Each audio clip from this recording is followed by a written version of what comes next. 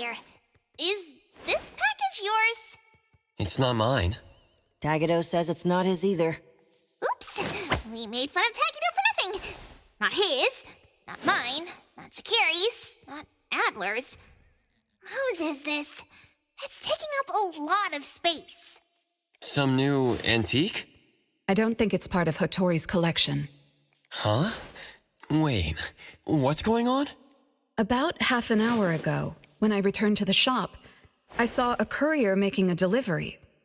The package wasn't addressed to any person, just a bone antique shop. I saw that she was in a hurry, so I simply gave my signature for the package. I may have made a mistake. Maybe Kiromaru learned how to shop online? Wait, check this out on Bagel. Oh, what is it? Let me see! Mysterious puppets and hetero. Performance art or terrible omen? Wait, doesn't this look just like the one in our shop? Are they from the same collection? What's going on? Seems that similar puppets appeared overnight in populated areas throughout Hetero. There are 5 of them so far. At first, people thought it was Giovanni's doing, some kind of puppet-themed art exhibition organized by the Dvorak's or something like that. Others thought it was a promotional event for Miss Ellie's puppet project 1,000 Faces, which has been trending. Until someone claimed it was the work of an anomaly that drains life out of humans to make puppets. That's when people started to take it seriously. OP claimed that one of his relatives was a victim, and if the anomaly isn't handled soon, Hetero will become a city of puppets. Is it really that bad? Mm-hmm. Anyway, people are afraid they'll be the next target, and more have been claiming that a certain puppet is someone they know, or even sharing close encounters with the anomaly. BAC has stepped in and urged citizens to exercise judgment, refrain from spreading rumors, and share relevant information to help the investigation. So, one our shop received is the 6th puppet? Wait, was the puppet still human not long ago? Maybe it's better to get JTF involved. I'll contact the Bureau. Can't even chill this morning. Not all of us can skip beauty sleep and still be beautiful like that woman.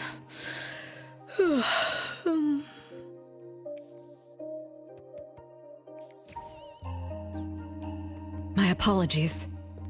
It's not your fault, it's someone else. Forget it. So who brought this thing? Take it away, dump it, I don't care. Don't let it mess with the shop's feng shui. We got you covered, boss. JTF will be right here. I don't see you getting excited about bringing customers over, and you're bringing JTF to the shop? You kids better not have stirred up trouble again. Here's what happened. In any case, we'd like you to come to BAC to assist with our investigation. We'll have to leave the shop for a while. What do you think, Hotori? Well, the business of the BAC matters more than ours, so we'll comply. But the BAC will compensate for missed working hours for Precious, Daff, and me. Why am I included? Of course. The BAC will provide reasonable compensation for losses incurred from taking up your time. Boss, I want to come along too. There are no Misties to catch today. The shop isn't closing for the day. Someone needs to handle things until Adler gets back with groceries. Don't blow up the place while I'm gone. All right, you can count on us. Oh. Let's get ready to head you're out. back, The make sure sooner you we fill me leave, in. the sooner we're back. For my nap. Why are you coming along? Alphard woke me up this morning and invited me for a little chat. I thought it was about a Bisu.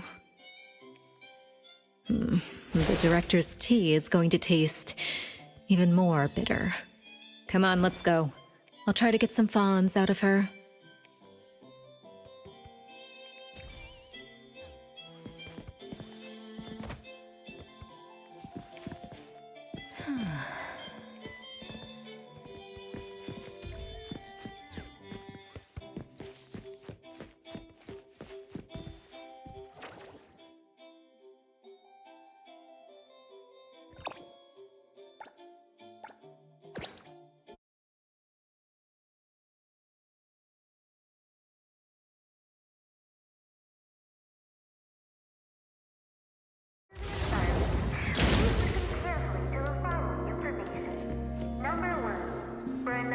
Greetings, everyone from A-Bone.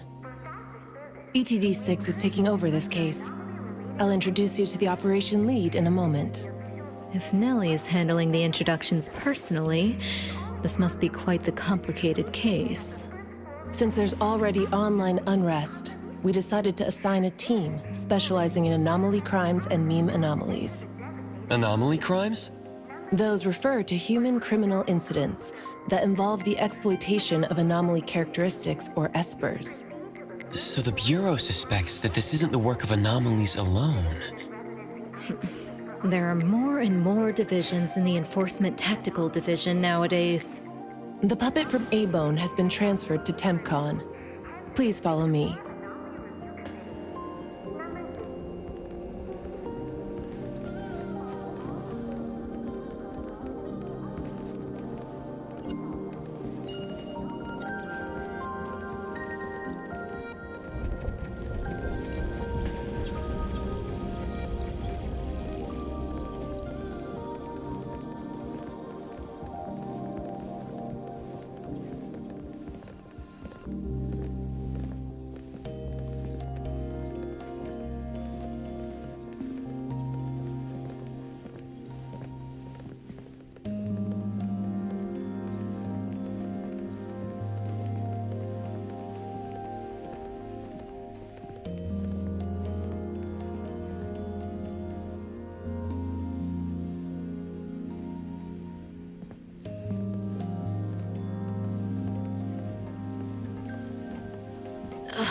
After so many years, the Bureau's shabby elevator is still so slow.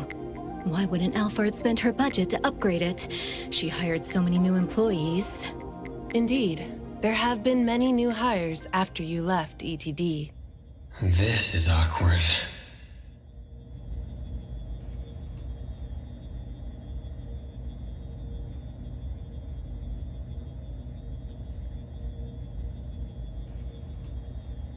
Precious, Daff. See you later.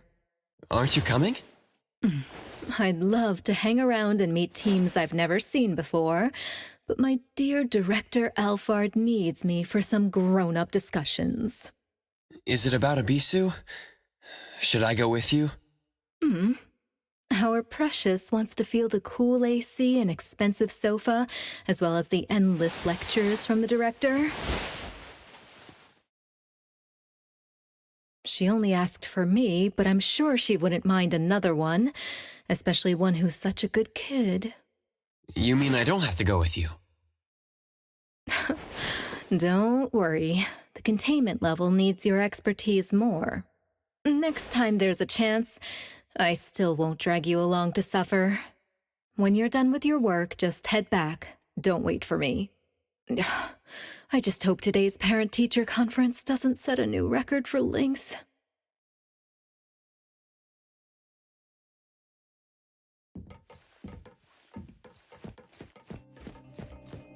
When I first came to the Bureau, Mint brought the anomaly to TempCon here, right? Yes, TempCon manages anomalies and derivatives that we don't fully comprehend. Depending on the situation, they'll either be nullified or transferred to the Seleno compound for long-term containment. We're about to directly contact anomaly derivatives of unknown properties. That said, your safety is guaranteed.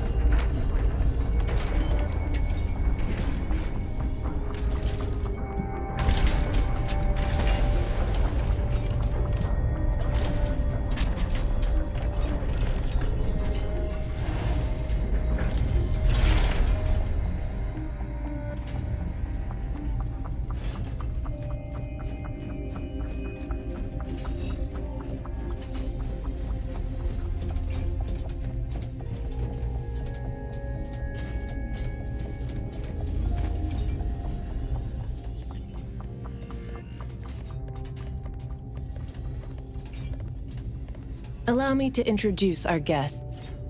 These are anomaly hunters from A-Bone Antique Shop, Daffodil, who witnessed the suspect in the puppetization case, and the appraiser, who has keen perception of anomalies. This is Chaos from ETD-6. Hi there. This is Lavinia, an operative from the Egosh Court. We'll be relying on the court's support for intel related to unknown anomalies. Blackbird was unable to attend today's meeting in person, so I'll be covering for her. Greetings to the people of A-Bone. Greetings. Now that everyone's here, let's get started. Who received the package? Tell us what happened. It was around 7:30 in the morning. I saw the delivery person place the package at the shop entrance. She approached me for my signature, saying she was in a hurry for the next delivery. I did not think too much at the time, so I signed and took it into the shop. But looking back now, the whole thing was pretty strange. The package was marked fragile, and the delivery person told me to handle it carefully. But the packaging was flimsy. Do you remember what the delivery person looked like? A young woman, not particularly tall. Short hair, in a Cool Express uniform. I didn't get a good look at her face since her baseball cap was in the way. Curious. From the package to the delivery person, everything was fake. According to our investigation of the Cool Express in Bridge Crossings, the delivery person responsible for Hankaku Street does not match Daffodil's description, and their work records show no irregularities. The shipping records from the package center also show no fragile items being delivered to A-Bone. Someone disguised themselves as a delivery person just to give A-Bone a puppet? Correct. The question is, why would anyone do this? Considering this may involve matters affecting A-Bone's interests, I'd like to consult with both of you. We also don't have any leads. Sorry to interrupt. I was thinking, what if this person wanted the appraiser's help? A puppet that allegedly was transformed from a human, wouldn't it retain traces of an anomaly? If that's the case, shouldn't a client have come forward to explain the situation? Even without a client, what harm is there in examining a gift at your doorstep? Can I take a look at it? Please, go ahead.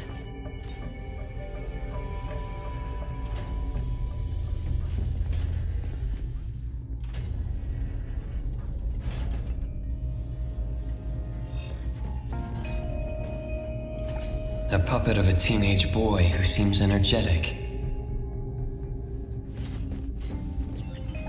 A puppet of a teenage girl.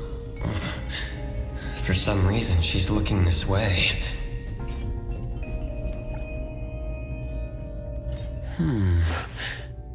The cards in the pocket. The anomaly's aura seems to be coming from these cards. Bella. The red letters are names. And the number 0? All 6 puppets have a similar aura. It should be from the same anomaly or the same type of anomaly, but it's very faint. I think the puppets should be ordinary puppets. They were simply in proximity to an anomaly. But the black cards in the puppet's clothes. The cards are the derivatives, aren't they? Very likely.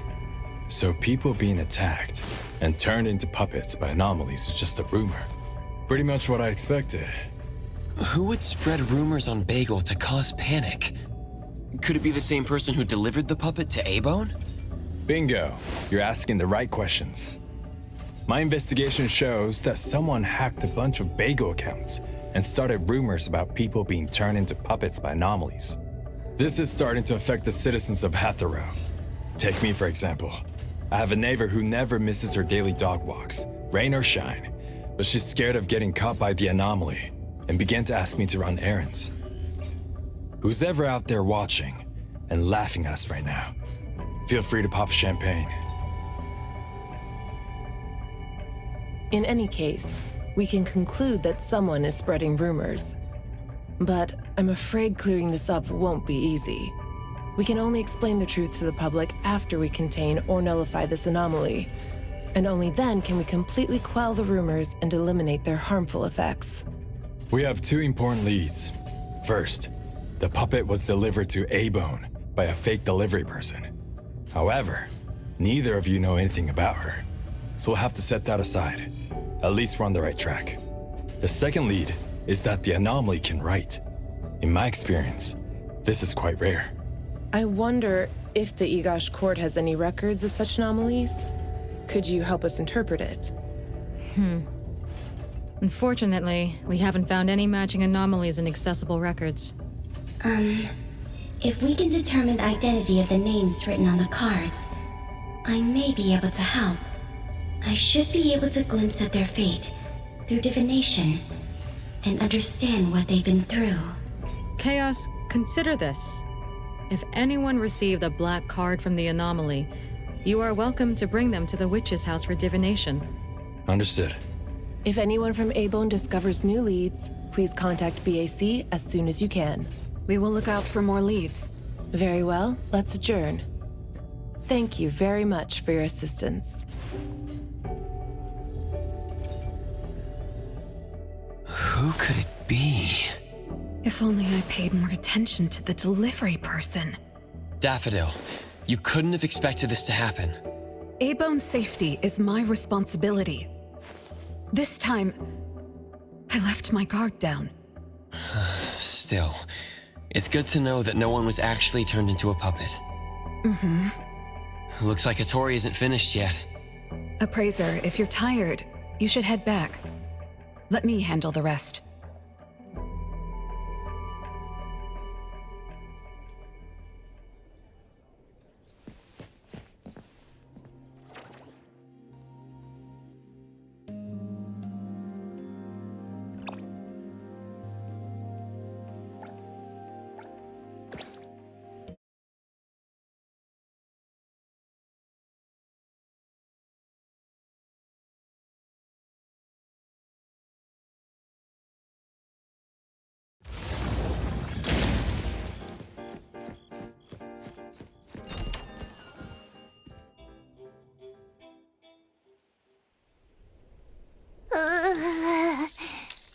Natalie, are you okay?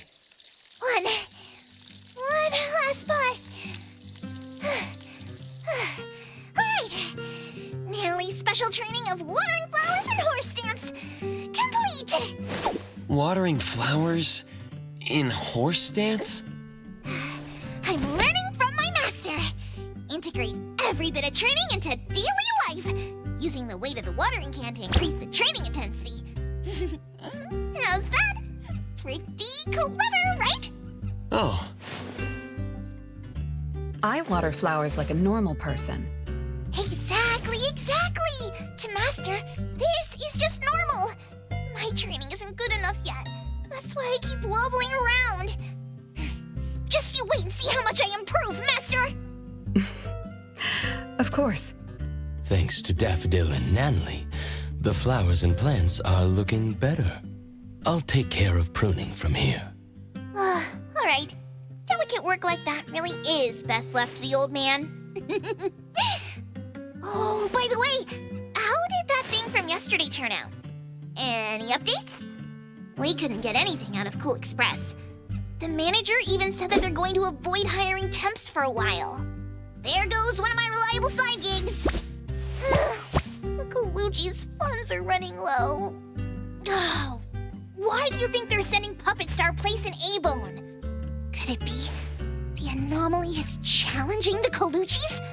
Was the puppet sent to deliver some kind of message? what message could that be? Like a coded message in Sin City Chronicles.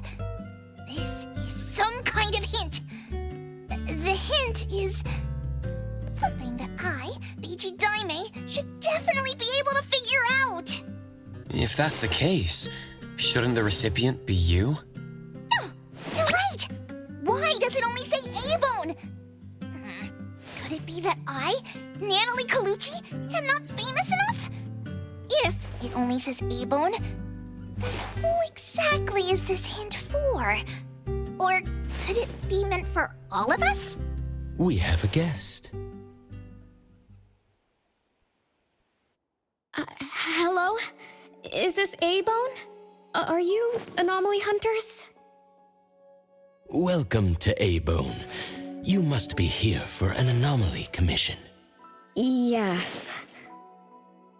What do I need to do? Do I sign a contract? Do I have to sign up for something? This must be your first time seeking help from anomaly hunters. Don't worry. Please, have a seat. These are A-Bone's finest anomaly hunters. Feel free to share with them any troubles you have. I'll make some tea for you. Please, wait a moment. Okay. Sorry, I don't know how this works. If you don't mind, let us ask you some questions. That way we can help you figure out what you need. Okay, leave it to me. So, have you encountered anything strange recently? What should I call you? Renee is good enough. I think. All right, Renee. What do you do for work? How's your day today? Did something weird suddenly mess up your routine? I'm a taxi driver. I start at 8 a.m. and finish at 8 p.m. For lunch, I grab something quick from a convenience store. After work, I go to Food First for a set meal. The weird thing is, for the past few days, every night at exactly 9 p.m., this strange guy in a cloak shows up and attacks me. Though he looks scary and hits me pretty hard, when his attacks land, I don't feel a thing. I just cover my head and let him attack me for about 10 minutes. Then he leaves. Well, I think he leaves. When I peek through my fingers, nobody was there. That's about it. Isn't this strange? He attacks you every day? Even if it's just a prank, that's messed up. Here's your tea. Thank you. Every night at exactly 9 o'clock? What kind of kink is that? Maybe it's like those guys from gangster movies who like to dress up scary to shake people down for money. They usually show up at the same time to establish an air of authority. Oh, I can't believe there's a lowlife like this on my turf! I'll have to talk some sense into him with my fists! But I don't remember owing anyone money. I did nothing to deserve harassment from this debt collector. He never says a word, just swings this huge scythe at me. It's terrifying. You don't feel any pain when he attacks. Could this be a hallucination? Or is this debt collecting some kind of anomaly activity? That makes perfect sense! Yes, it should be an anomaly, just like Fuka said. She told me to look for help at the A-Bone antique shop. Who's Fuka?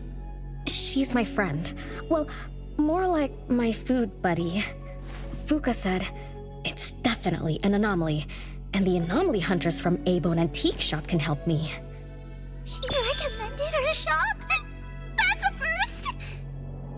Thanks to me, Natalie, the tiger of bridge crossings, Ichi-Daime of the Colucci family! Oh, I've made a name for ourselves. People are finally going out of their way to recommend us! Your friend knows what's going on. What else did she say? I'm not really sure. I just know that she said I should get your help as soon as possible. Are there any other strange things going on besides that? It's hard to say. I don't know. Sorry, I don't have a great memory. I only have vague impressions of most things. How about you go ask Fuka? She also saw the anomaly in the parking lot that day. I think. She seems rather scatterbrained. It'd be good to hear what others have to say. It's almost mealtime. Fuka should be at Food First. Shall we? What do you think, Appraiser? Master? This is our first commission of the day. We'll help figure this out and see if there's really an anomaly causing trouble.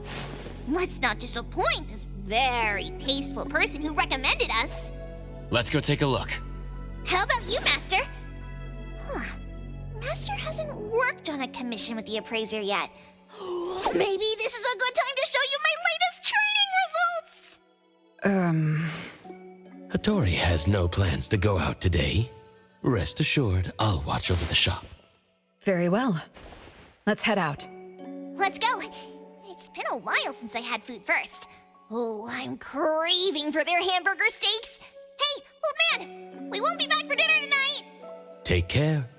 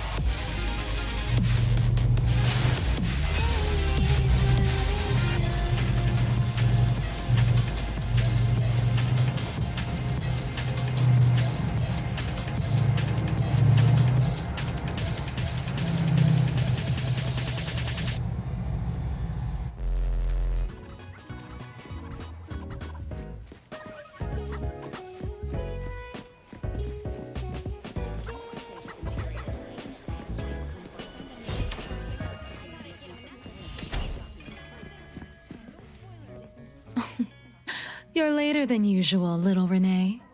Sorry for keeping you waiting. I'm sorry. I had something to do. No need to apologize. Your matters are more important. Are you anomaly hunters from Abone? That's right! The A-Bone detectives are back in action! I am Natalie Colucci, H.E. Daime of the Coluccis from Bridge Crossings! This one is the core of our family, the Appraiser! And this here is... It's been a while, Daffodil. Oh, you already know Master? Your master helped our family solve quite a few troubles in the past. Mother still can't stop talking about Daffodil's moves. Oh, no wonder you recommended us to Renee. Master's commissions always get perfect reviews. Sorry, I don't quite remember. It was probably back when the shop first opened, right? After all, we have monopoly on all anomaly commissions now. Fuka, we'd like to ask about the strange thing happening to Renee. Can you tell us about it? Of course. Let's sit down and talk.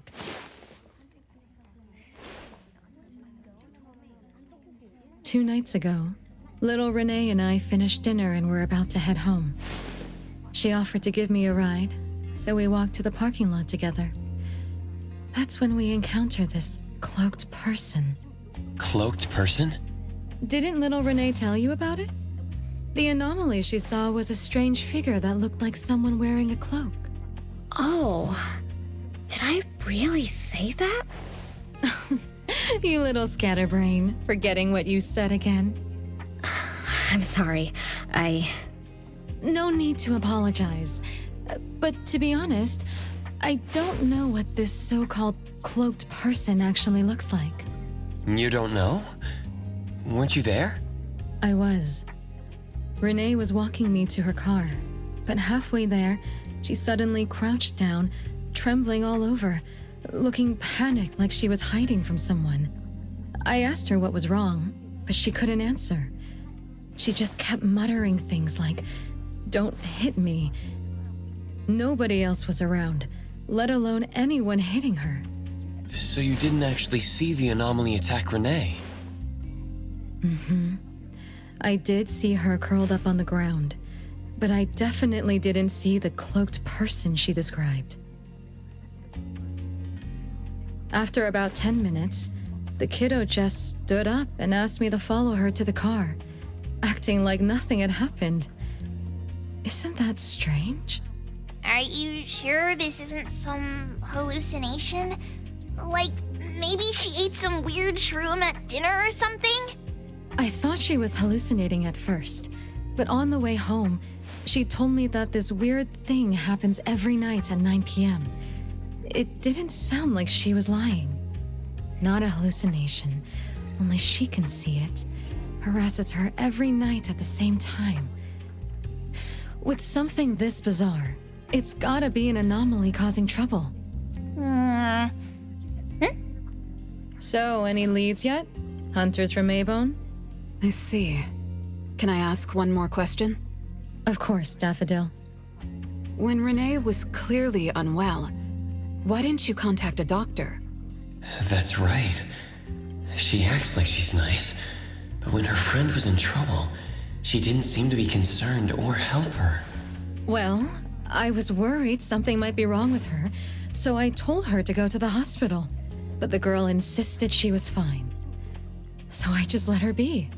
You also suggested that she should seek help from A-Bone. That's because I later realized Renee must have gotten herself into trouble with some anomaly. So I thought of you. Wouldn't it be better if you experts helped her instead of having an amateur like me mess around? Daffodil, you may be thorough, but you always get obsessed with details. Same old habits. I'm the one who told Fuka that I was okay. Really, I'm fine. It didn't hurt at all. It's just that the anomaly was scary. Thanks to Fuka for explaining everything that happened. I'm not so good at that. I feel like I don't really know what's going on. We've been talking for so long, we almost skipped dinner. I'll buy everyone food tonight. Take a look at the menu. What do you want, Fuka? Same as usual. Spicy chicken cutlet curry rice. I'll have the same. I don't know about the other stuff at this place, but I like the spicy chicken rice, since it doesn't have those gross green peas. What about you, Nenali and Appraiser? Go ahead and order something you like. We'll gladly take the offer.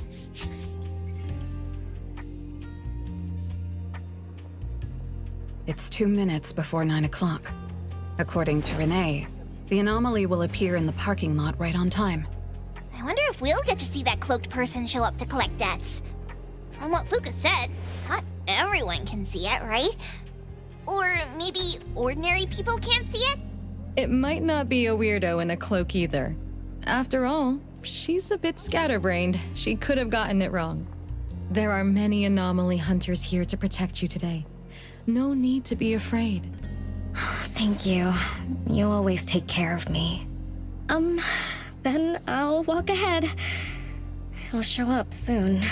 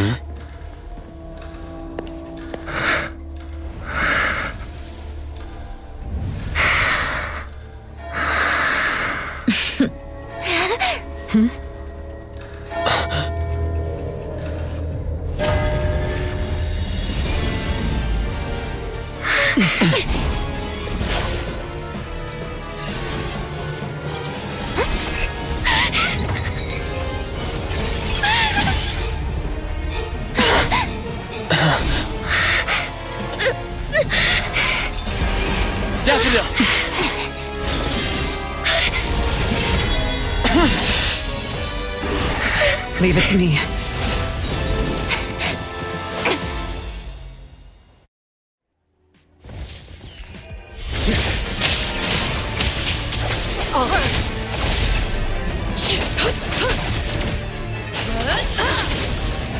I'm gonna show you how a great teacher makes a...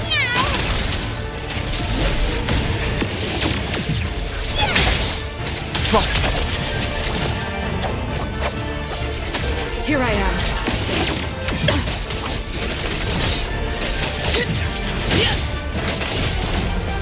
You don't know how to give up. No mercy.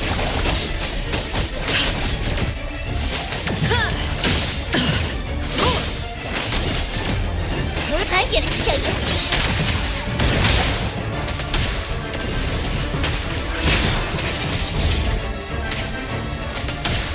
Take that!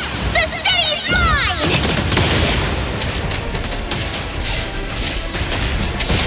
I will see through the Nexus.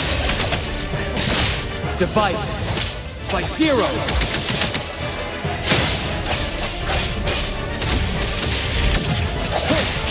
I'll handle this. What you see is an illusion.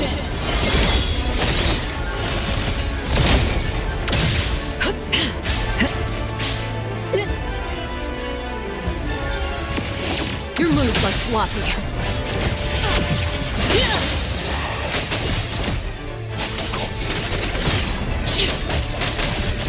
Saw it coming.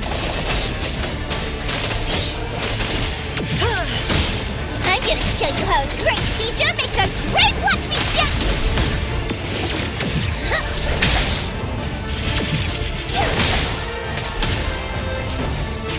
Underboss, it's our turn!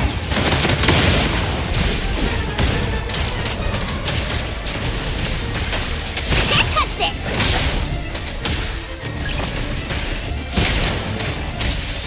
Just a tickle. No hitting from behind!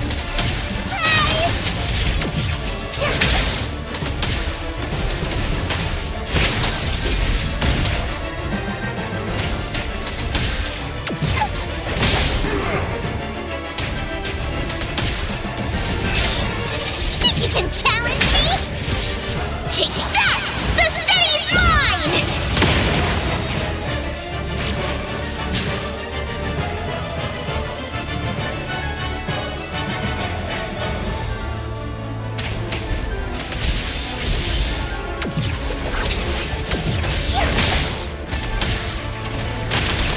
Can't touch this!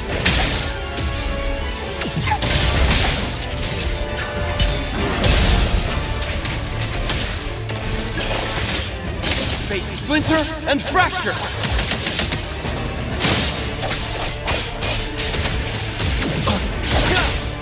Engrave. Now is the time. Feeling good.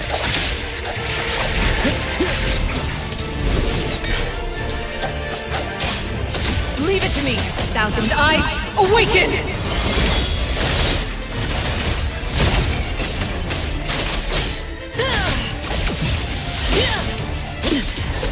Just a scratch. Your moves are sloppy.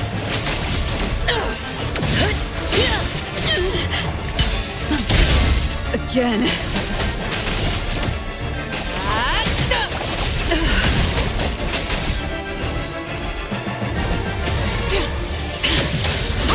Trust me.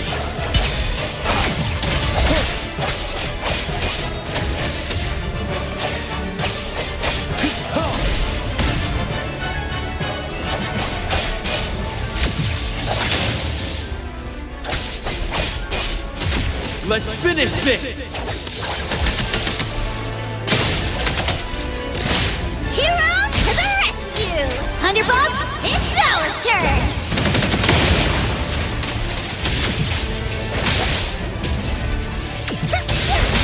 Think you can challenge me?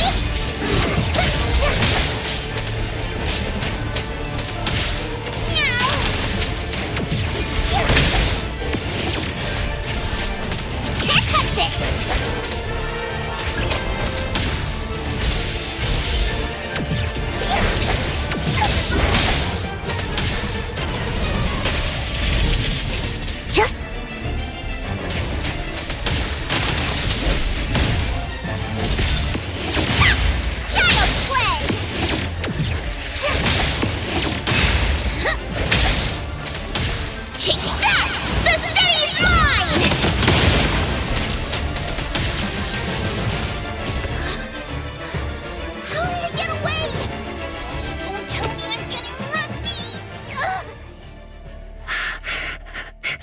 Stay away from me!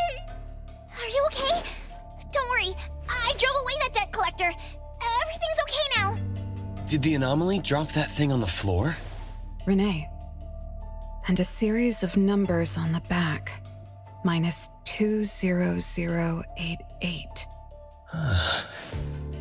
The numbers are different. It's the same type of card the Bureau is looking into. Let me contact Chaos. We meet again.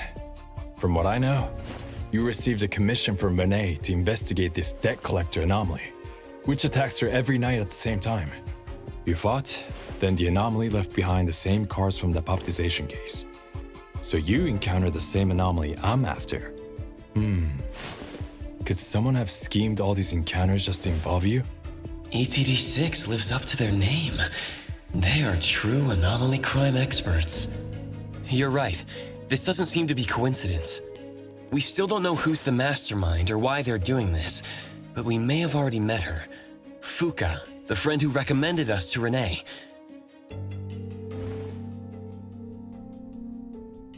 Wait, she was here just a moment ago. She's already gone. What did she say? She recommended A-Bone because Daffodil had handled her mother's commission before, which left an impression. Daffodil. Daffodil. So it's Daffodil again.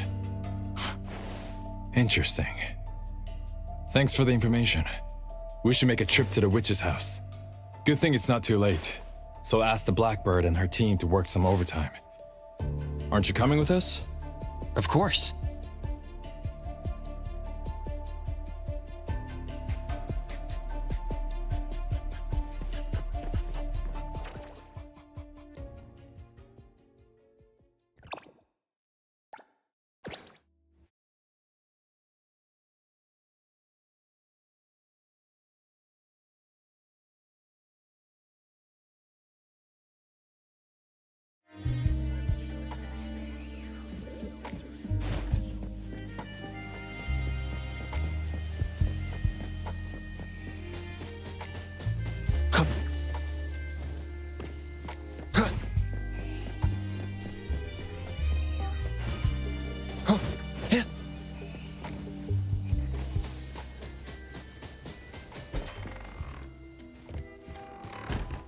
Greetings. Welcome to the witch's house. Hello. Sorry for disturbing you this late. Good evening. This young lady was attacked by the puppetization anomaly tonight. Huh? Wait, what anomaly? The one that turns people into puppets? So, those people really were... Well, we aren't certain at this moment. In any case, could you please share the entire incident with us? Oh, I'll tell you. Renee came to our shop because she wanted us to deal with some weird thing that appears every night at 9 o'clock to attack her. We were escorting Renee to the parking lot of Food First, and at exactly 9 o'clock, there was a poof, and a wild debt collector appeared. We don't know its real name. Nanalie has been calling it the debt collector. That's right. It was swinging a huge scythe at Renee. I don't know if my eyes were playing tricks, but the scythe went through Renee's body. I was worried. I think I saw that too. Luckily, the appraiser blocked its weapon. Then they started going at it, trading blows and stuff. But the fight didn't last long. Oh, I was just getting started when he ran off. Do any of you remember how long the fight lasted? 10 minutes sharp. And afterwards, did you discover that the anomaly left the same kind of card for Renee? We did. Appearing on time, disappearing on schedule, and leaving similar cards for the victims. This debt collector might be a type of rule-based anomaly. Rule-based anomalies usually follow predictable patterns. They also have a complete set of rules in their domains. For example, if any of you were to enter the anomalous realm it creates, you wouldn't be able to get out easily. Instead, you'd have to follow its rules. Some rule-based anomalies symbolize rules themselves. You can think of them as the manifestation of rules. Others have some kind of goal. In such cases, nullification is extremely difficult, and conventional containment methods have proved ineffective. No wonder it got away. Is Abisu's security anomaly also a rule-based one? Mantani is its name, right? It is. So, the key is to understand the rules and master them before we can nullify or use them to our advantage. And someone beat us to it. Figured out the debt collector's rules, set up the whole thing. The next questions are, why target Renee? And what do the numbers on Renee's card mean? Why is the message left for Renee different from the others? Another annoying puzzle. If only Nietzsche were here. I could do a divination for Renee. Maybe we can find something. That's a surprise. I've never had a divination before. Is there anything I need to do? Just relax and close your eyes now.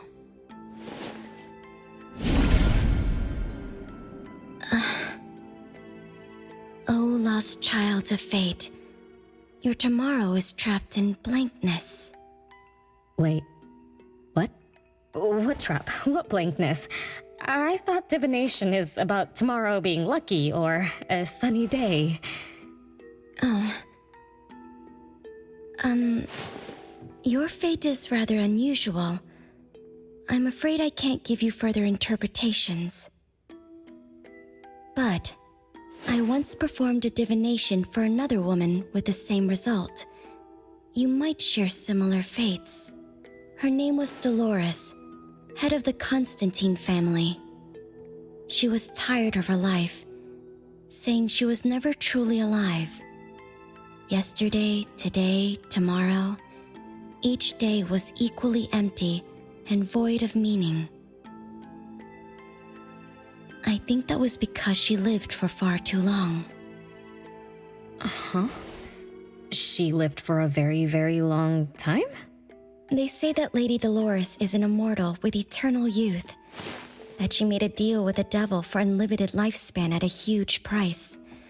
However, eternal life can be a curse, and the Constantine family met their demise decades ago. That was when most people didn't know about anomalies.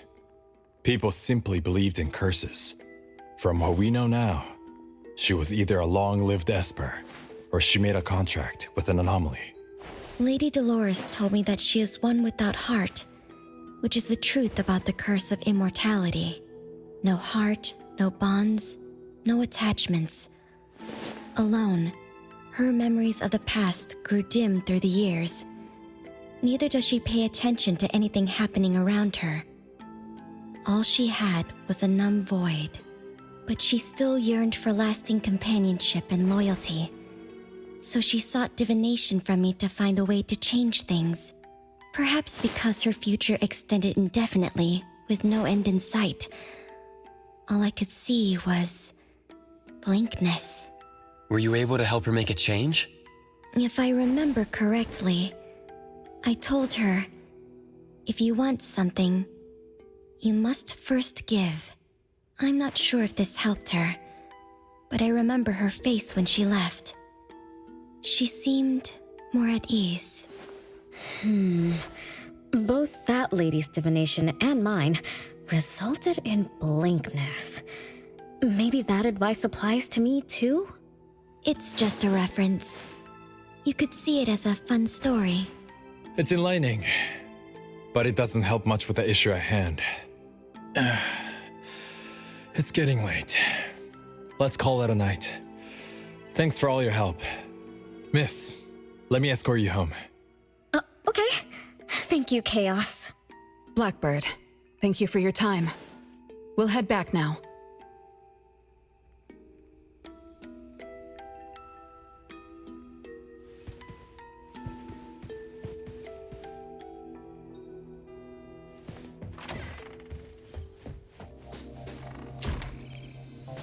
Come on.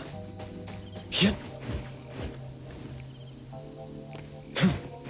The wind's just right.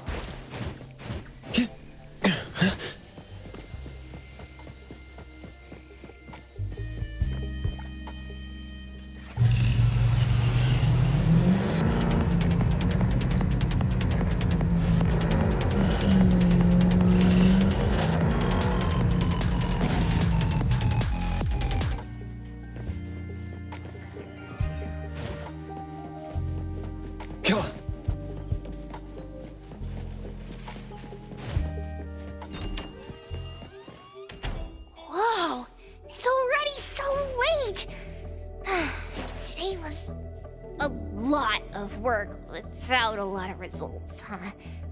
A rule-based anomaly, weird messages on a card, and some story from way back. There seem to be a lot of clues, but there isn't a way to connect them together. They must be related. What could be the missing link?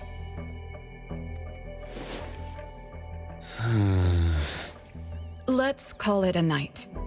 It's getting late. You two should get some rest. Oh, man. After running around so much today, getting home, relaxing for a bit, and now that Master mentions it, sleepiness just hits you like a truck. Good night, Master. Good night, Appraiser. Good night, everyone. I apologize, but bedtime is going to have to wait. Is there an emergency? The debt collector left me another message.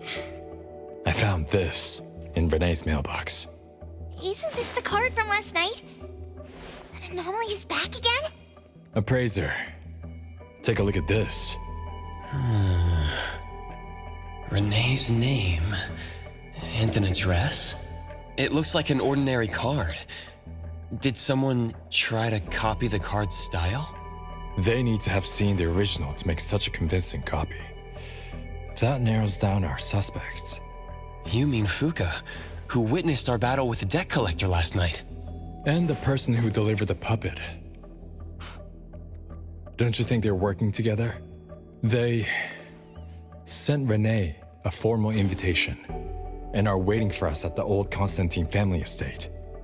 That address belongs to the now defunct Constantine family. Renee, are you somehow connected to the Constantine family? I knew last night's story was different. I don't know. I don't remember. I'm just a taxi driver who's always been alone. How could I be connected to some strange family? Oh, I'm sorry. I'm not helping. All right. We just have to find someone who has an answer. Let's go. Wait, don't go yet. This is Abone's commission. Daffodil must come along. Others can join us too. I don't have stupid rules about not getting others involved. Master, the Appraiser, and Natalie Colucci. The mystery of the debt collector is about to be revealed!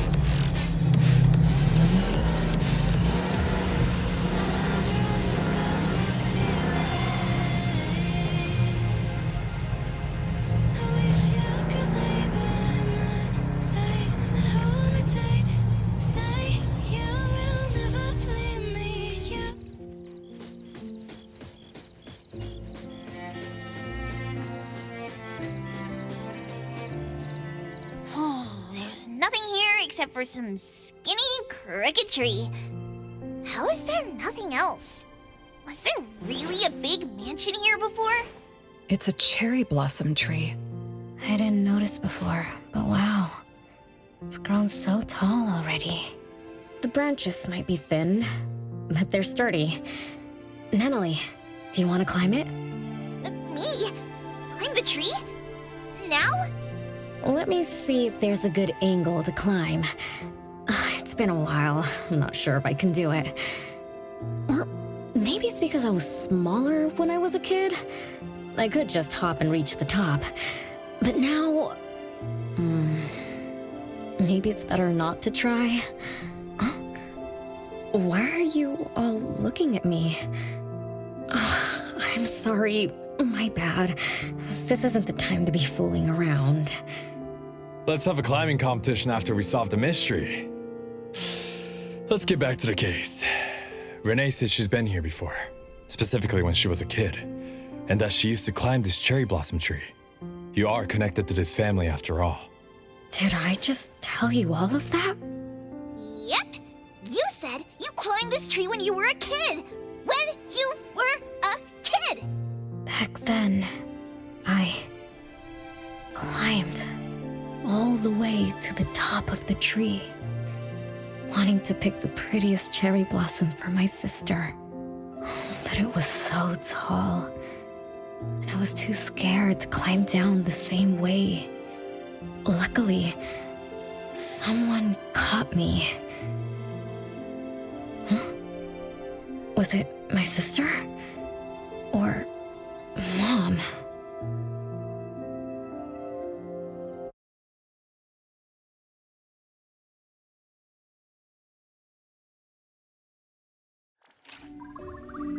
Ow! That hurts! Renee, are you okay? My head hurts, but my limbs are where they should be. What about you, Appraiser? I'm okay too. Where are we? What just happened? I'm not sure, but it looks like we're in an anomalous realm. You remembered climbing the cherry blossom tree as a child. Then we got pulled in. Natalie and the others aren't here. We might be separated. This is my fault. I'm so sorry. I had no idea this would happen. No worries, it's not your fault. Besides, we hunters are used to being pulled into anomalous realms. The real question is, how did we end up here? What a grand entrance. This must be some wealthy family's mansion. Such as the residence of Lady Dolores, head of the Constantine family. Have we traveled to the past? Not necessarily. Maybe the anomalous realm is simply recreating scenes from the past. Do you recall anything else from when you were a kid? Anything helps.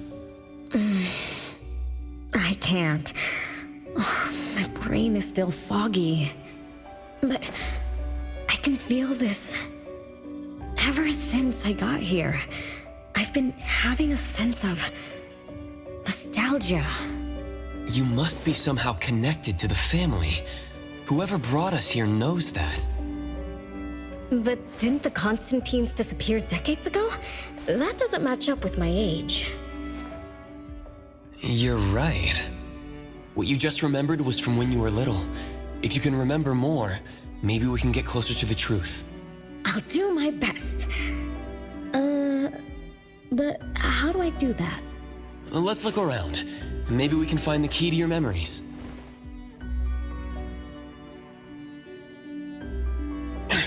Strange. It won't budge. I'm feeling rather shut out. Is this really a door? It feels so strange. Maybe it needs to be opened from the other side? Maybe. Let's check over there.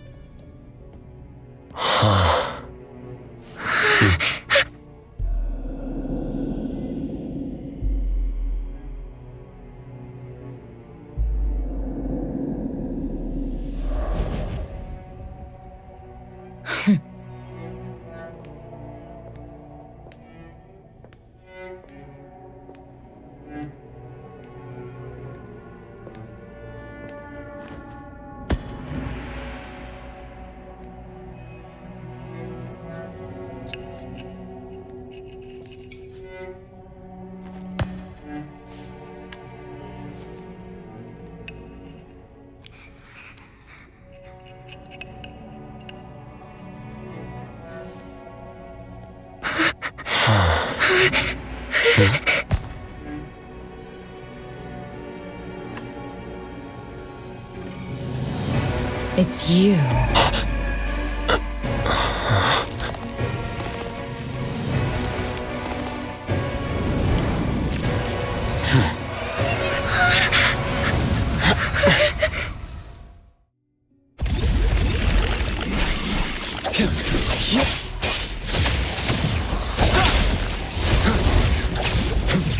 Feeling good.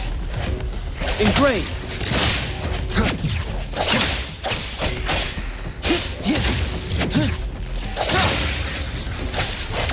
Not too difficult.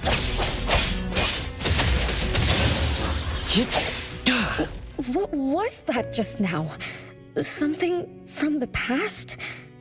A family sitting around the table getting ready for a meal. Is this space replaying events from the past? How strange. It's like watching a movie. That's called a reenactment of the past. But did I just upset them? They don't seem too happy to see me. Don't worry about that. Anything can happen in an anomalous realm. In fact, hostile anomalies are rather common. Do you have memories of what we just saw? It somehow feels familiar. Especially with the person who lit the candle. But, I'm not sure. That lady... If she's from a memory, how could she make eye contact with us who are in the present? Am I just overthinking? 1 o'clock? It's 1 o'clock already? Bell chimes? When the debt collector appeared, it also sounded like this. Could this be related to the rules it follows? Let's go check the entrance hall. Oh, impressive! Classy! Great taste. That's how big families do it. If only the base of the Kalujis were as fancy as this. Well, we could definitely do without the curse. Do you think Renee and the appraiser already went ahead of us? Let's go in to investigate. It's best if we regroup as soon as possible. Whoa! This door is so ancient! It's not going to fall apart if I push it, right?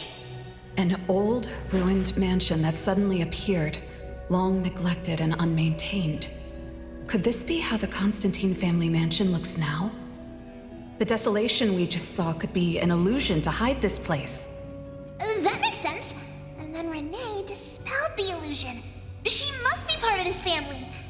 In other words, the master of the family returns. An old mansion abandoned for decades. I better be careful. I won't be able to pay for damages if I break anything historical. Yeah, we're inside an anomalous realm. Be careful. Alright then, let's be gentle. Hello there!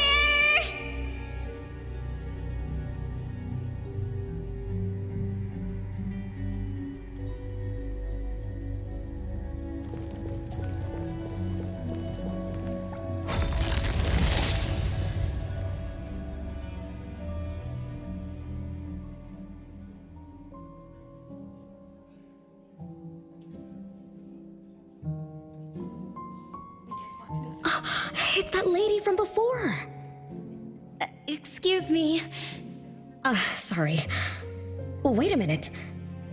Were you talking to me? She just walked away without responding. I'm so confused.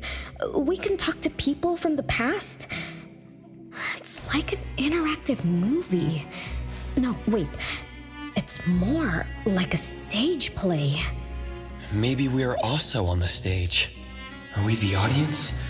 Or are we unwitting participants? Let's just say we're on the right track. You could try talking to the one who just lit the candle. Ask about how things are going. That lady. Oh, there she is. We'll have to squeeze through the crowd. It's going to be tough. Why are there so many people here?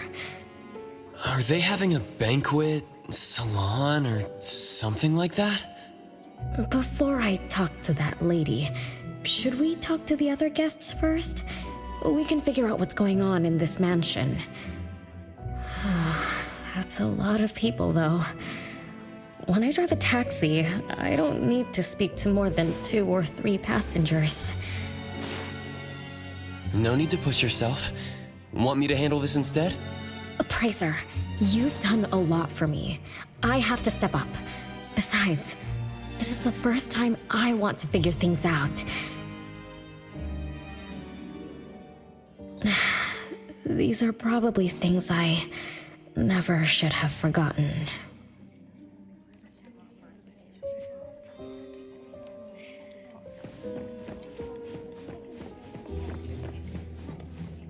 I might not have another chance like this.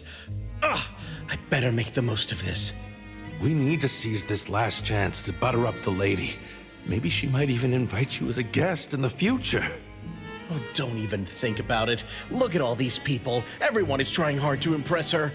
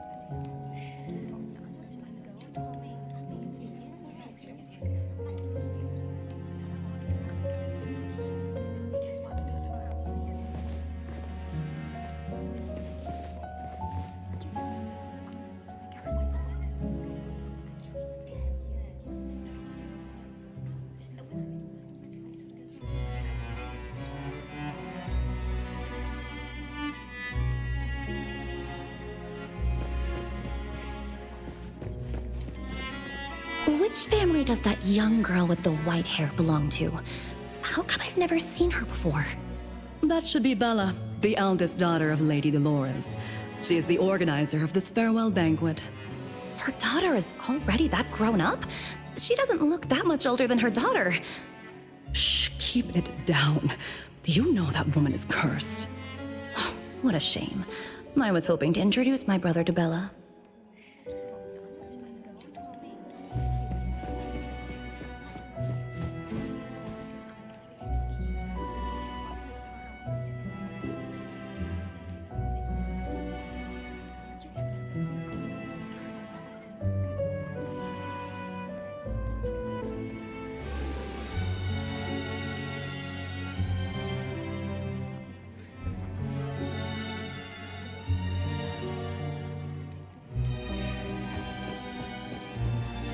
The salon has been running just fine.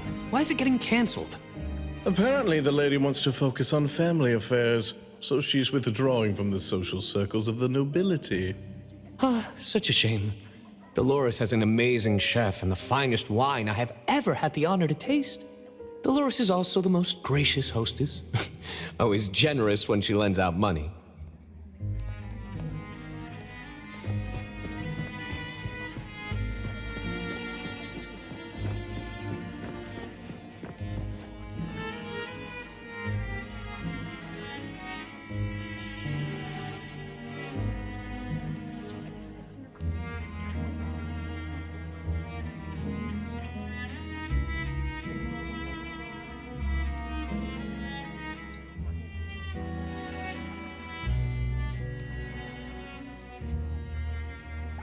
That woman is finally stepping down from the stage. Tut-tut, shamelessly enjoying eternal youth. Just because she had a deal with the devil. Look at this mansion. Look at all these treasures. Who knows how much wealth she's swindled over however long she's been alive. This is my last chance to find her source of immortality. The salon ends at 3 o'clock. Look at what time it is already. What's taking those useless guys so long to make a move? I told you, those so-called exorcists you hired are nothing but frauds. You better give up on your delusions. My brain is getting fried from what the guests are saying. many conversations. So many faces. So many names. Let me think. Bella. That sounds familiar. Very familiar. Extremely familiar. Oh, that feeling is back again. It's just hearing that name brings up this nostalgia. One of the puppets recovered by the BAC is also called Bella. Can this be a coincidence? What do you think? You said the BAC found cards in the pockets of the puppets, and those cards were similar to the one I got. That means I'm connected to the puppets. By the way, Lady Dolores' daughter, whom we just met, also gave me this feeling of nostalgia. I guess I'm really connected to this strange family. Did you remember something? Could I have been their driver? I'm pretty confident in my driving skills. No? Why don't we find Bella and ask for confirmation? That's a good idea. I want to talk to her too.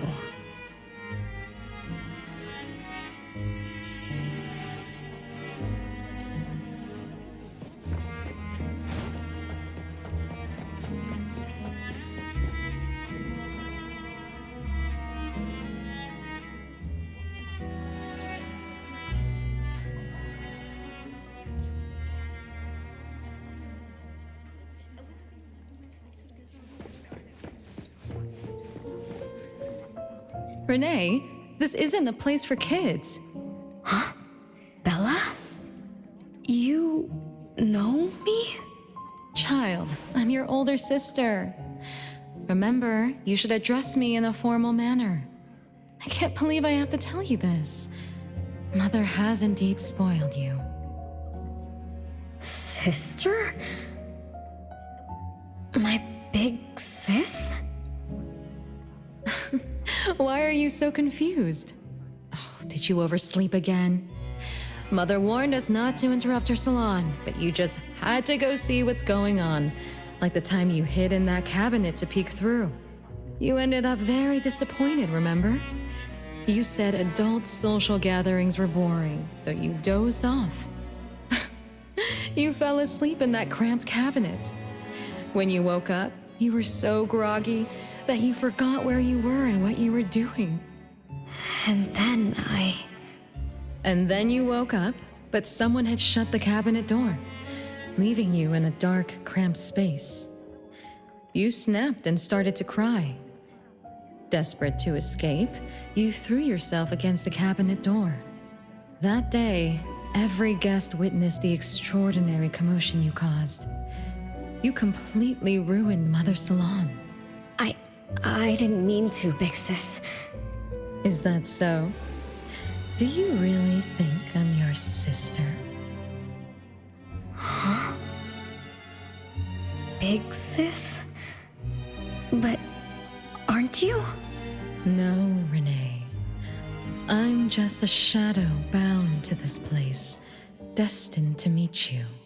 Though you might have forgotten or abandoned us, we've been waiting for you all this time. We've been waiting to relive these moments with you. So, I really am part of the Constantine family? I'm her daughter? Looks like that poor brain of yours still remembers something. If you didn't even know your own mother, how sad would it be for those who love you? Where are they? Mom and the others, are they still home?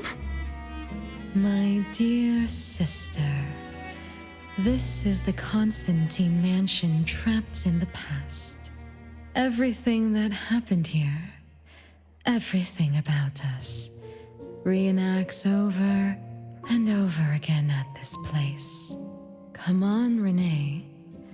To return to the past, you must reclaim the choices of your past, including all your mistakes.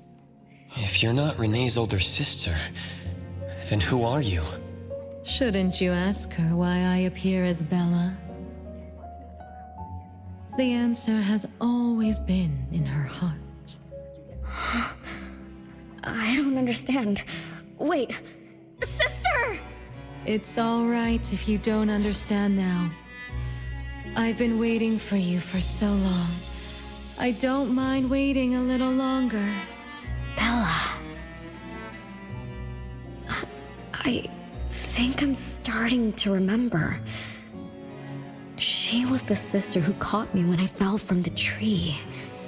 She's been here all along, waiting for me to come home. And why is the puppet also called Bella? I don't think the Bella we met is a real person. Remember how this is an anomalous realm? So she's my sister from the past. Though, I don't understand everything she said. That's what she meant, right?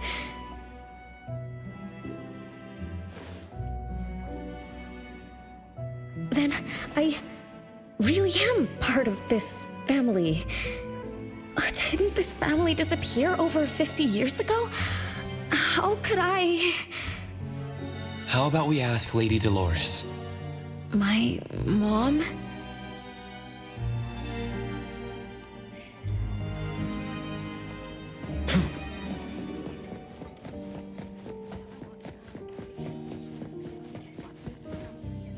Hello, can I pass through? Excuse me, coming through. Hey, get in line if you want to butter up the missus. Take turns like everyone else. You're not the only ones who need something from her. Dolores is far too kind to you commoners who are uncultured bumpkins with no etiquette. Do I need to remind you about what first come, first served means? I don't think we can squeeze through. These guests aren't very friendly. There was one bell chime when we came in. The salon started at 1 o'clock. If this scene closely follows how it played out in the past, they should leave as soon as the salon ends. We should be able to approach Lady Dolores then. Oh, good point. Thanks for coming up with a plan. I couldn't have done this alone. When does the salon end again? It should end at 3 o'clock. So we wait until the clock chimes 3 times.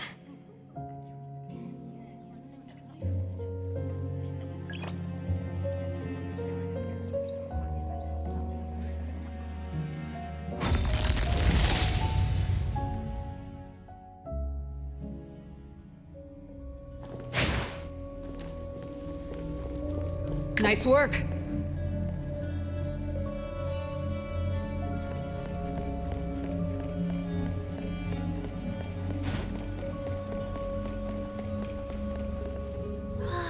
What a beautiful clock!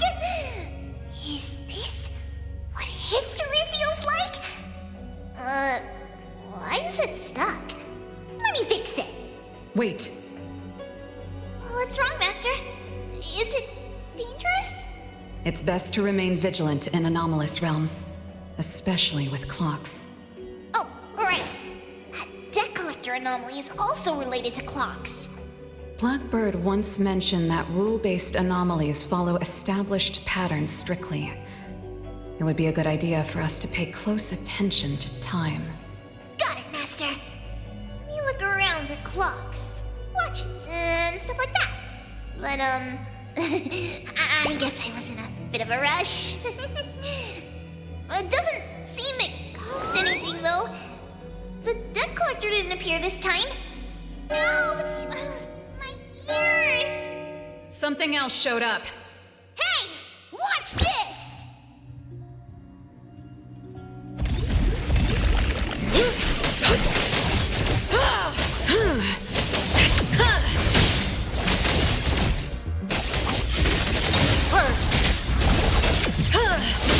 You don't know how to give up.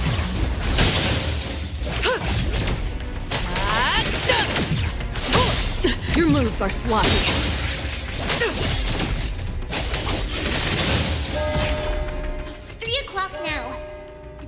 collector shows up every night at 9 o'clock to attack Renee.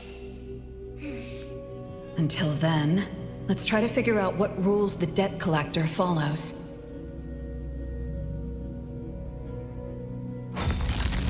Oh, it's 3 o'clock already. As you expected, all of Lady Dolores' guests have left. Whew, I'm going to see Lady Dolores now. Take it easy. Don't be so nervous. I'm here with you. Okay, deep breaths. Deep breaths.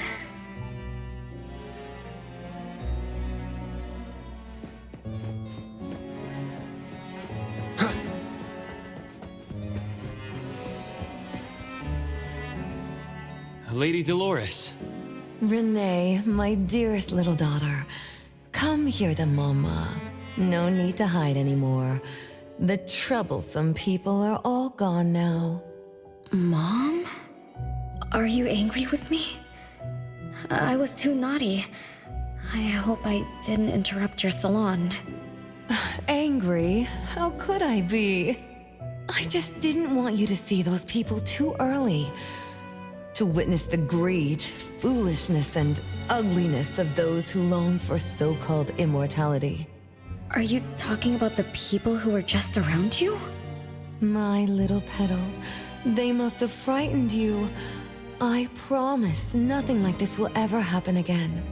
This pathetic charade will soon be over. Mom, you've always hated the salons? Feelings of love or hate didn't matter at first. I simply had to run the salons. I had to use these connections to reverse the decline of the Constantine family. Besides, I don't even remember all the little things. But even though my goal was fulfilled long ago, these salons kept going, one after another. Perhaps they weren't the only greedy ones. I was too. I was too young and too foolish. I mistakenly thought gathering them under this roof could bring me some comfort. However, they were nothing but a bunch who envied the family's reputation, coveted the wealth in this mansion, and lusted for so-called eternity. After a while, I came to see them as nothing more than greedy beasts, scrambling for scraps and pandering jesters making fools of themselves. I guess they sufficed as entertainment. I don't get it. It's okay if you don't understand. Mother promises that you, my little petal, will never need to understand this. These troubles will never bother you again. Mom, are you not hosting salons anymore? Whatever I sought in those salons was a mistake from the start. I must correct this mistake. And the catalyst for that change is you, my dear. My little petal. Family is what matters most. You are the most precious gift in my life, as well as the very source of meaning in my stagnant existence. Whatever time we have left, we must treasure every moment together. From now on, as long as I'm with you, as long as our family lives together in harmony, a moment of happiness with family is worth more than an eternity in solitude, even if it's just for a brief moment. Mom, wait! Little Renee, what would you choose between an eternity in solitude or a moment of happiness? Big Sis! You appeared out of nowhere. That was spooky. Oh, wait. What did Mom mean? And the rumors about the family. Is Mom cursed with eternal life? But how can eternal life be a curse? Isn't it great to live forever? So that's your answer. Well, Having something is better than having nothing, and having more is better than having less. Right? Like, if you have endless time, couldn't you do as many things as you wanted? If I had eternal life, I wouldn't know what I wanted. And I wouldn't know what I could do. I wouldn't even remember what I've ever done. This is my life right now. All this time. What have I been living for? Days with nothing to do. With no meaning. And with no end in sight. So that's why it's a curse. Poor Petal. It seems that even after forgetting us, you still haven't found what you desired. Or was the kind of happiness you were looking for nothing but drifting through life in a daze, barely conscious? No, I didn't forget you on purpose, Big Sis. It's not like that. Little one, you self-contradict and don't act as you say. But I believe you, because you've already paid the price. Just like your first answer, you made a choice before. That choice allowed you to return here by yourself, but it also made you forget everything, including us. You're saying Renee chose eternal life, like Lady Dolores. What do you mean? Me? Eternal life? No way. Did I? But what about you, Big Sis? Mom? Are you all alive? At least you weren't made into puppets.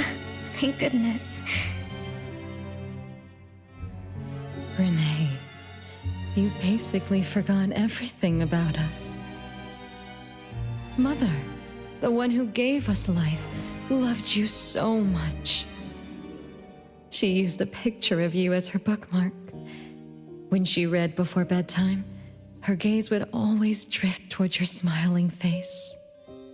Every little thing about you, your quirks, your habits, your childish nonsense, she remembered it all. You were the only one she had in her eyes and in her heart, as if the rest of us didn't even exist. And we are the same way too. Mother, Elliot, Teresa, everyone is waiting for you. Won't you come see them? Mom and the other siblings? Everyone's waiting for me? The cherry tree Mother planted in the courtyard is bathing in sunlight and in full bloom. Time has come to a standstill, and moments of happiness plays over and over again.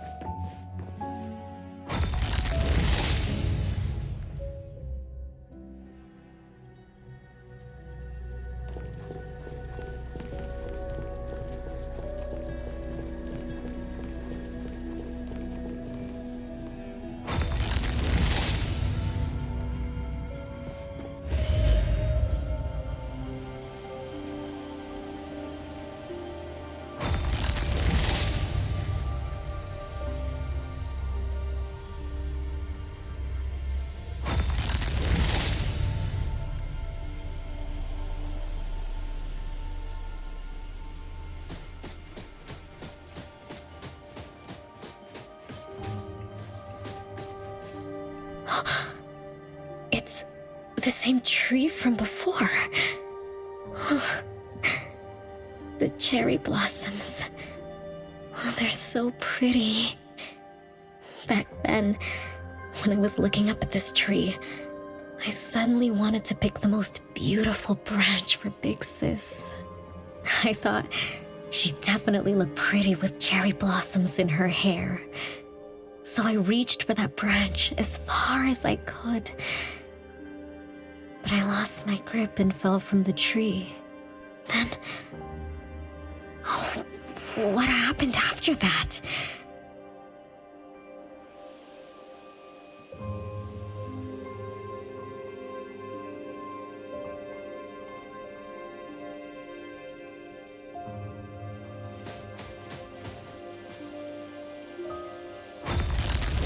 This is the crooked tree we saw when we first got here. The flowers have withered. Just like the fate of the Dolores family. Be careful. Looks like we're not the only ones here for the flowers.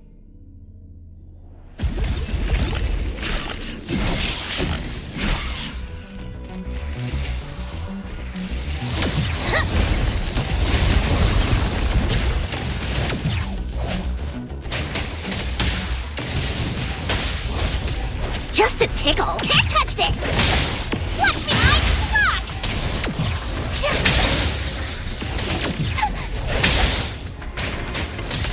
Think you can challenge me?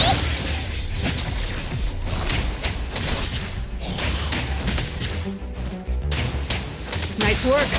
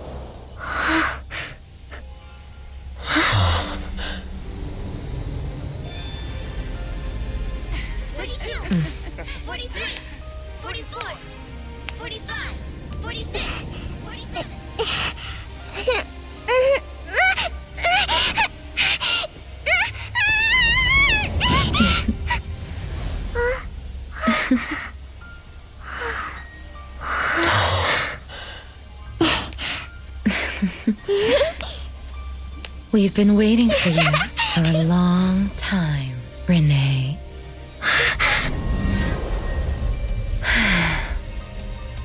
Do you remember the reason we were born? And the purpose we must serve?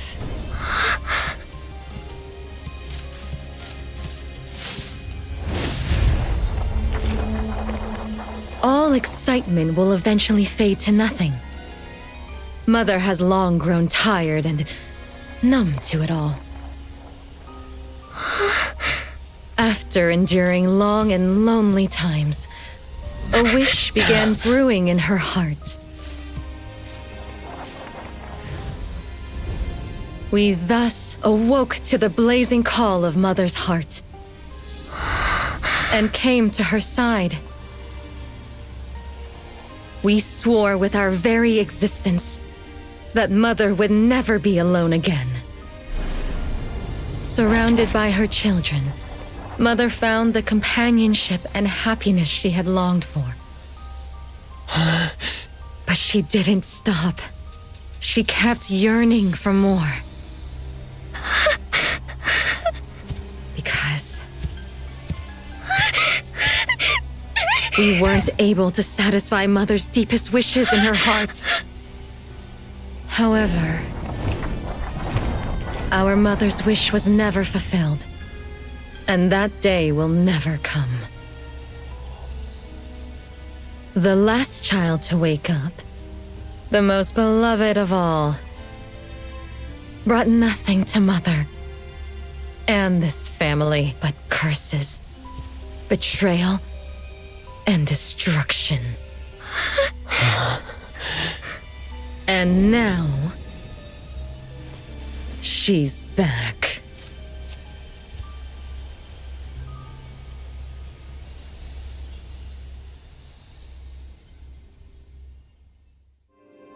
Do you remember about the time our family spent here?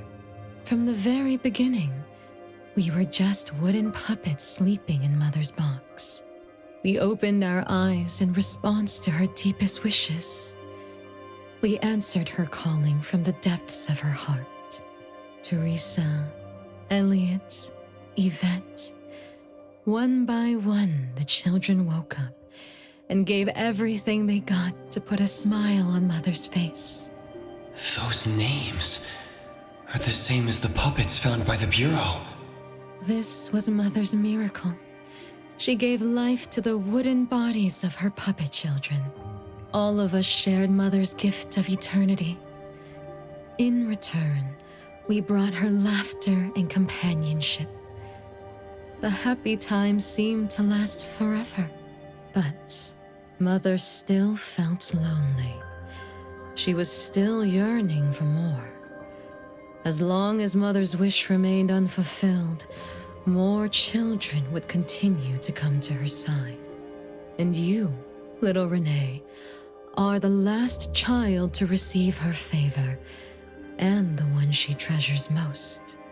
So, we used to be puppets, and I woke up because of Mom's magic. That must be the Esper ability of Lady Dolores. Our existence, our calling, and our purpose. Everything was dedicated to Mother. Thank you for helping me remember all of this, Big Sis. Unfortunately, you abandoned all of our duties. You betrayed us and committed an unforgivable sin. Sin? I don't get it. You forgot your family. You even forgot the sins you committed. But that's okay. I'll make you remember everything. That's exactly why I am here. The sin is recorded on Mother's registry in the study. Won't you go see for yourself? You could give us a better explanation. Everything started because of you. My ignorant little sister. Oh, wait a minute. Don't leave me, sis!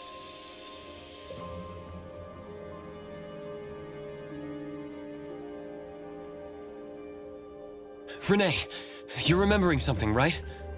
Just like what Bella said, we're all puppets that woke up in response to Mom's wishes. We exist to keep Mom company. I remember many, many things now. I had tea with my siblings. We also played hide and seek at home. But Mom, our beloved Mom, where is she now?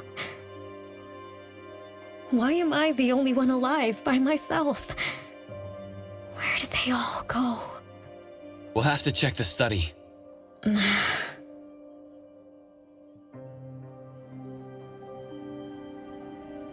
What's going on? I have no memory of that place, but I feel scared. There is something in the study.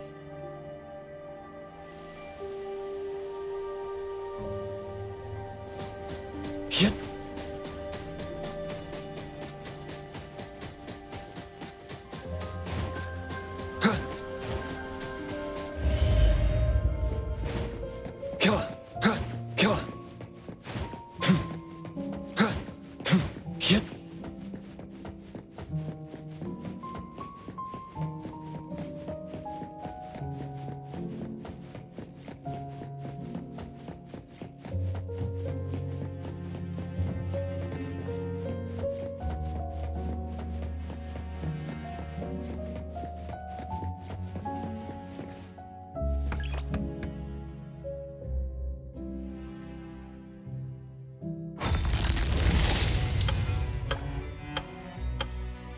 No way a crappy door can stop Master and the Ichidaime! This is the only locked room in the whole place! I smell secrets!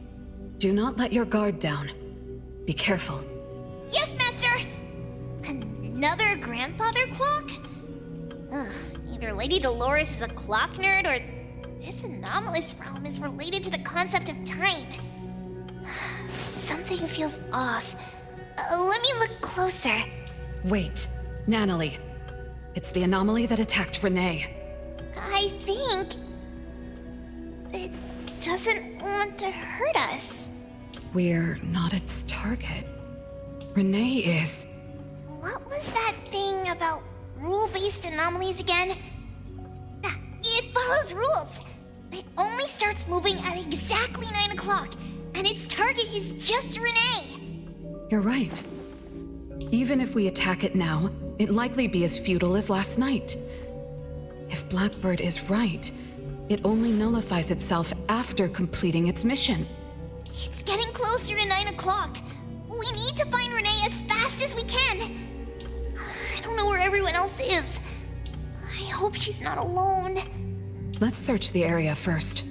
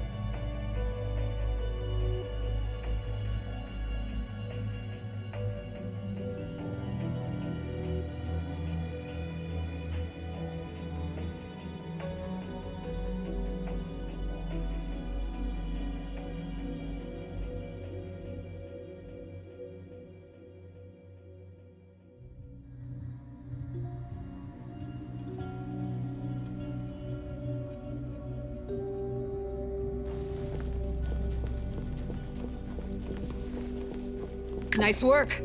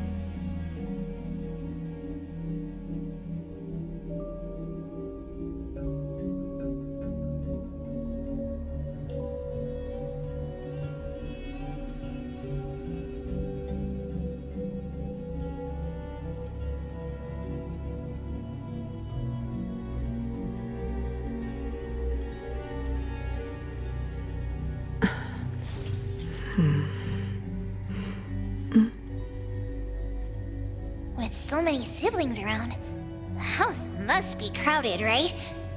I wonder what it's like, playing and messing around with them every day. Master, do you have any siblings? Yes and no. I did once live in a garden with many sisters, but none of us were related by blood. Huh? If you're not related at all, why did you have to live together? Mother collected beautiful flowers as she saw fit. Of course, she was also a woman with no blood relation to any of us. That's so weird. Well, but isn't that not too different from the Constantine family? There are some similarities, but knowing the Constantines, I find it somewhat ironic that our mother and Dolores are complete opposites. I can sense Lady Dolores' sincere feelings as she cared for her children. Though they are puppets, she treated them as real children. In contrast, the other mother simply manipulated the children she collected into decorative pieces for her own fancy. Master, I don't know what was going on, but I'm glad that you got out of the garden. I think so too.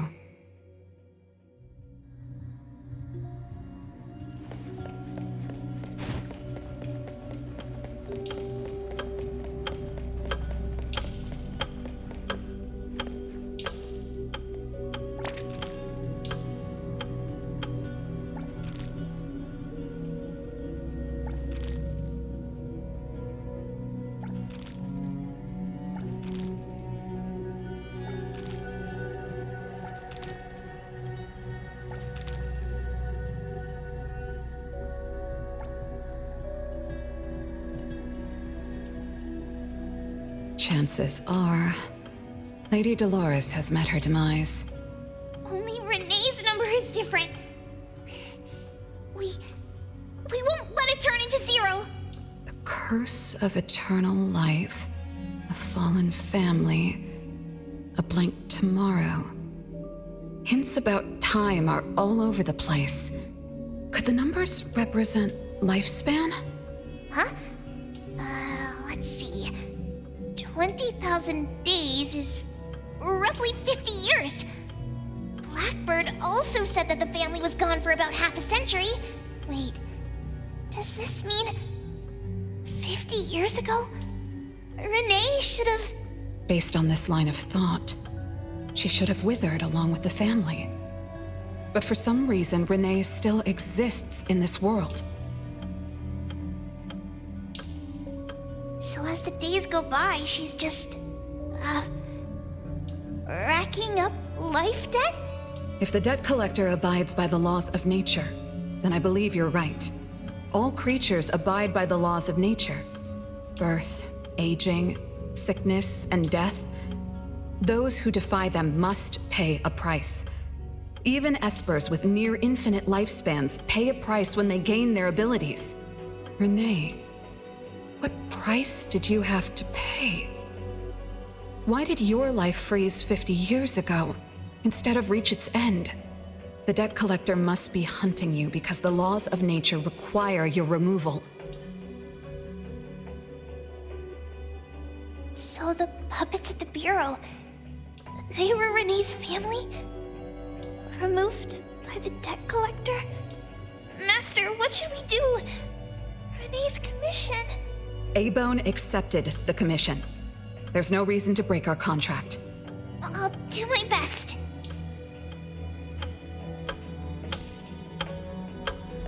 Yeah!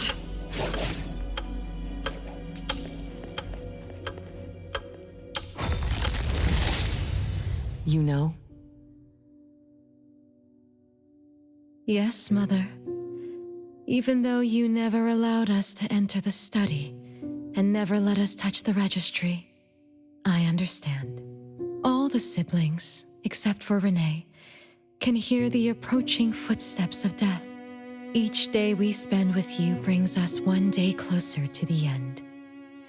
Each day we dispel your solitude takes away another day from us.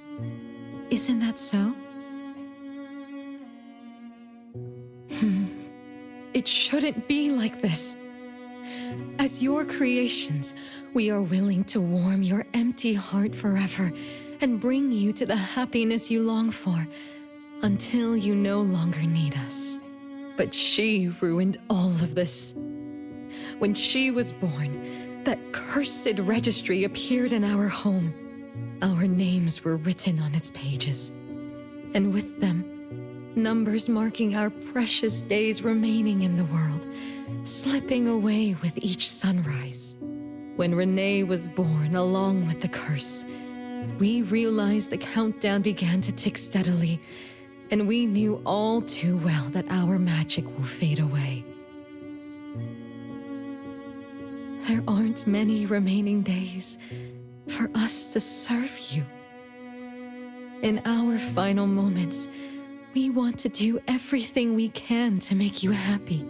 But Mother, we don't understand.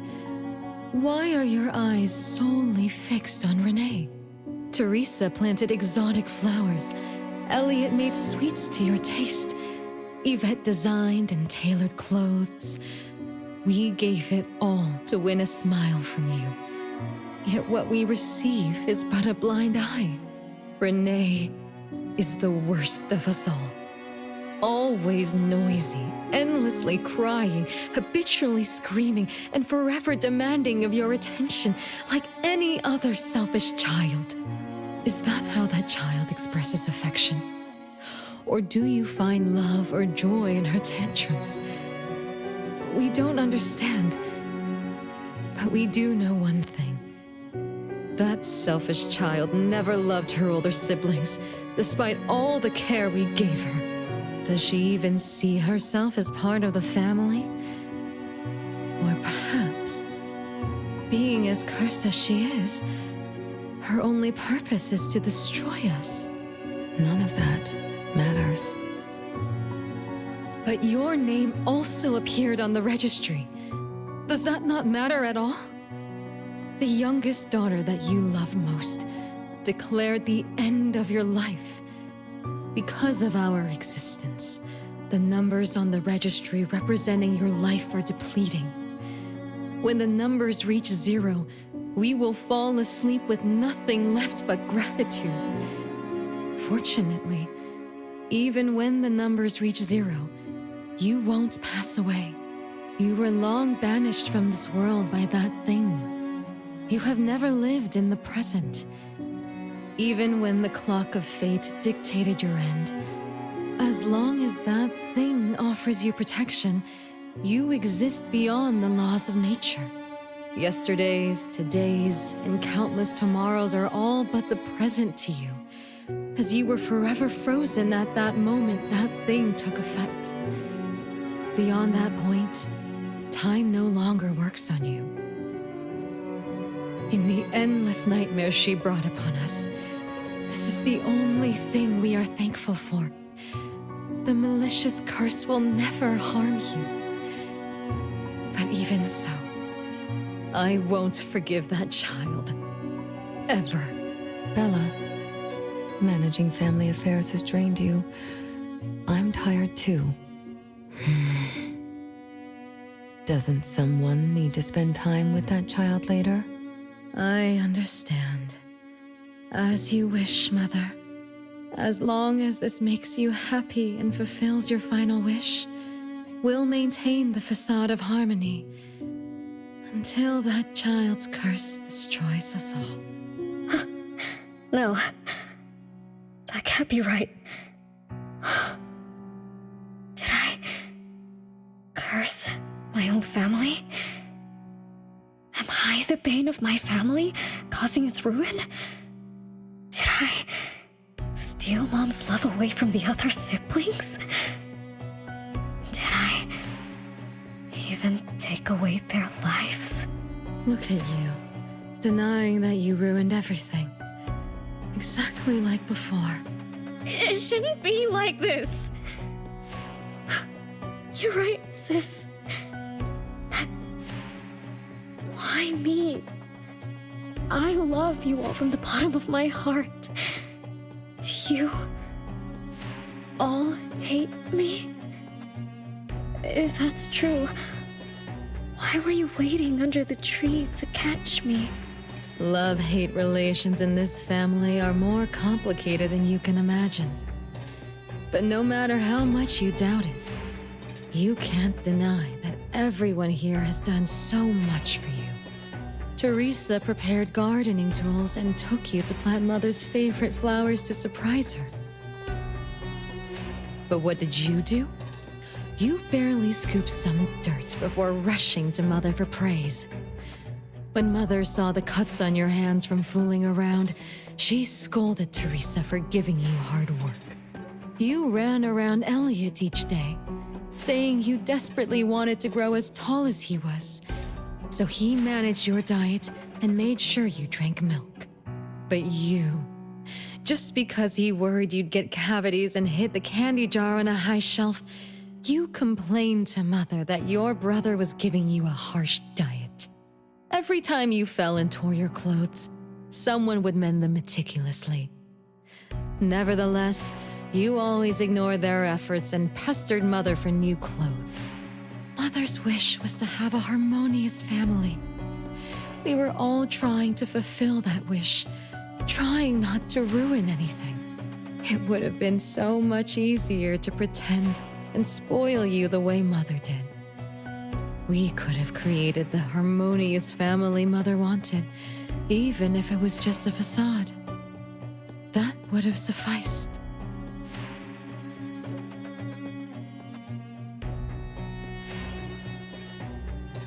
But we couldn't. Even after all your mistakes, we couldn't help but love you like real family. You were our most precious little girl. However, in the face of death, in the face of the curse you brought upon us, even the most sincere love wears out. From the moment you were born, we've been shrouded in the shadow of your curse. The most unforgivable thing is, Mother, she who brought us into the world, was the one to pay the ultimate price.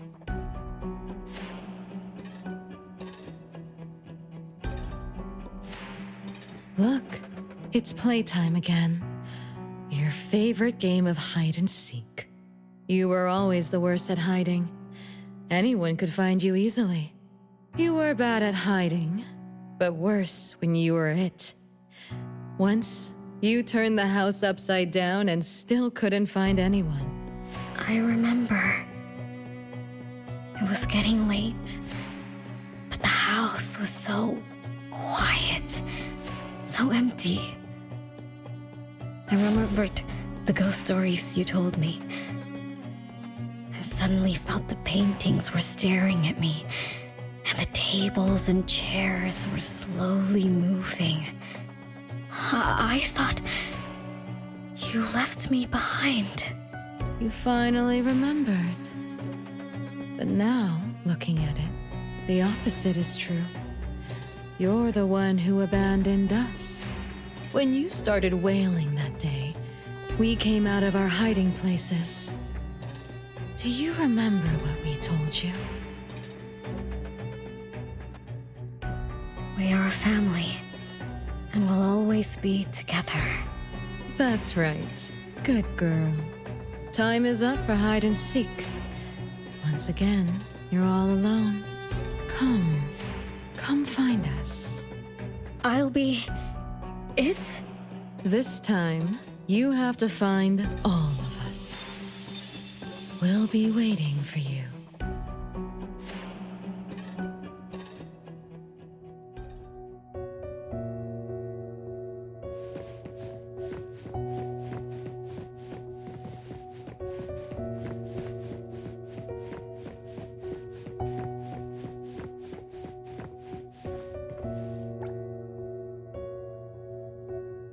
It's a gift from Mom to all of us. I have one too. Though I carry it all the time, I've forgotten where it came from and what it means. Oh, it's so good to be back. I found you. I finally found you. My most important family. Huh? Red letters? It's strange. Mom doesn't like red. Why would something like this be on her clothes?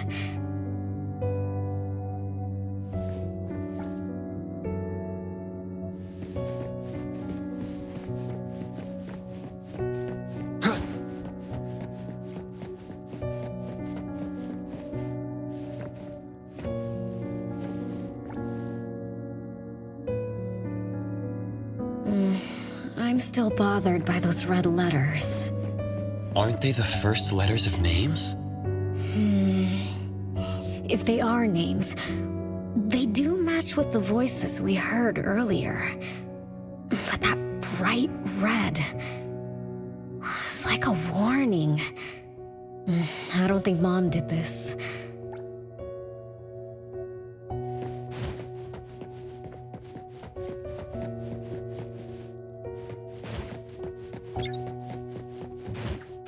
Come on.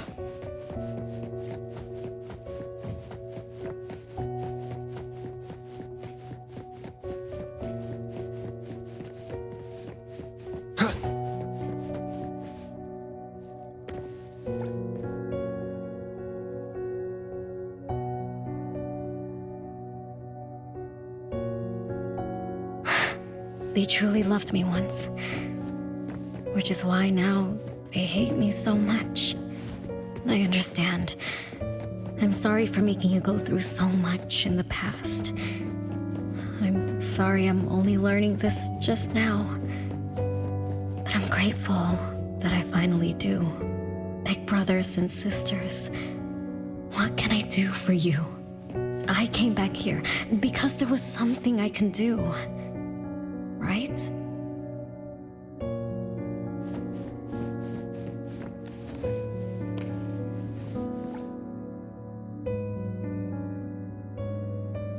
No one found me?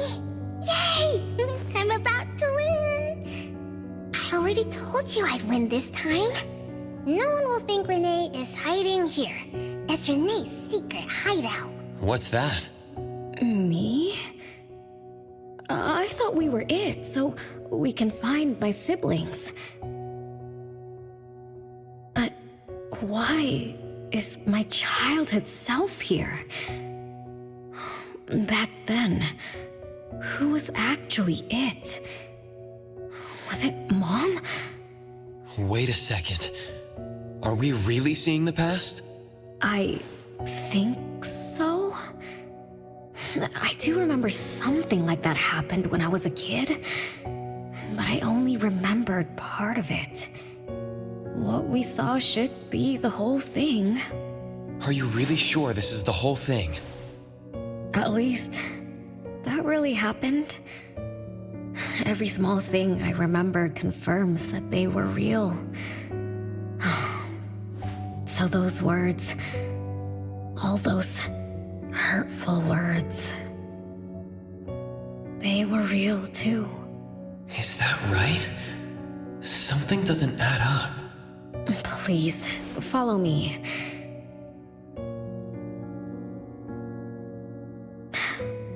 That's my hideout.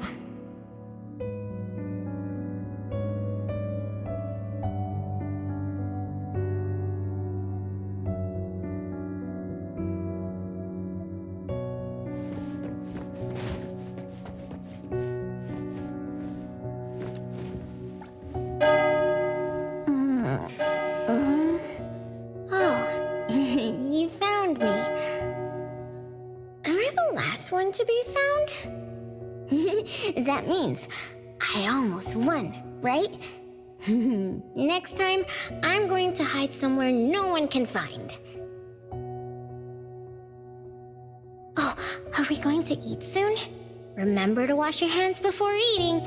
My big sis and big bro will check. If I don't wash my hands, he'll pinch my cheeks.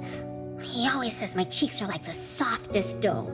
He always says that because he wants to pinch them. I'm going back now. Is this the last puppet? No. The last one is here. Look, another letter. R. I've always carried this puppet around. Why is there a red letter etched to it too? It must mean... You finally arrived, Renee. Yes. Big sis, I'm back. But you still don't understand. All you did was watch a replay of how our family met our demise. You must have enjoyed how we cursed ones relive our miseries day after day. No, Big Sis, that's not true. The audience, forgetting they were part of the play, denies their sins. As if forgetting would make it all go away. Have you ever wondered why you forgot this home? Forgot us? Were you forced to forget? Or were you unwilling to look back? Renee, you can't lie to yourself. I forgot about the family because I was escaping the past. Looks like you've finally found the answer. Yes, I was born from your desire to escape everything. You left all the painful memories of home with me, so you could live carefree in your blissful ignorance. And I will forever call you back, trying to make you remember. You belong here. You belong to our family. So one day, you will knock on our door again.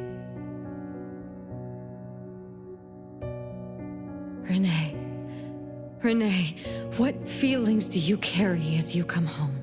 Now that you remember what happened when we were children, now that you know of the curse you cast upon us, are you shaken? Do you even feel the slightest bit of guilt?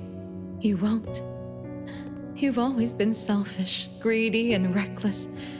You betrayed the very purpose we were born to follow. To love Mother, to be with Mother, and exist only to fulfill her wishes. I'm so sorry. I'm so sorry. You shouldn't apologize to me. Have you ever thought about our mother? Our mother who exists outside the flow of time? What could be her ultimate fate? Mom? What happened to Mom? She gave you everything. All her love, all her life, and that thing. Her eternal present, which would have sustained Mother's immortality.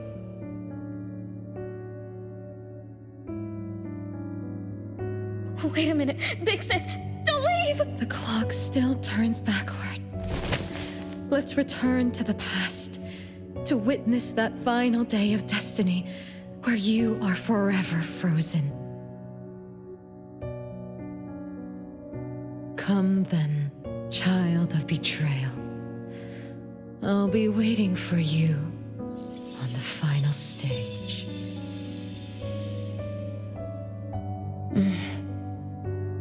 Yes.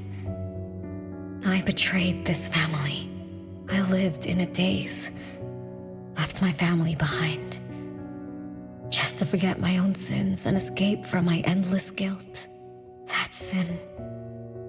An unforgivable betrayal. I lived for so long, without purpose. Until today. Renee? Look. This is the message my siblings left behind. I'm not just the cursed child. I also betrayed this home. Betrayed everyone. Betrayed Mom. But my family is still calling out to me. I still have a chance, right?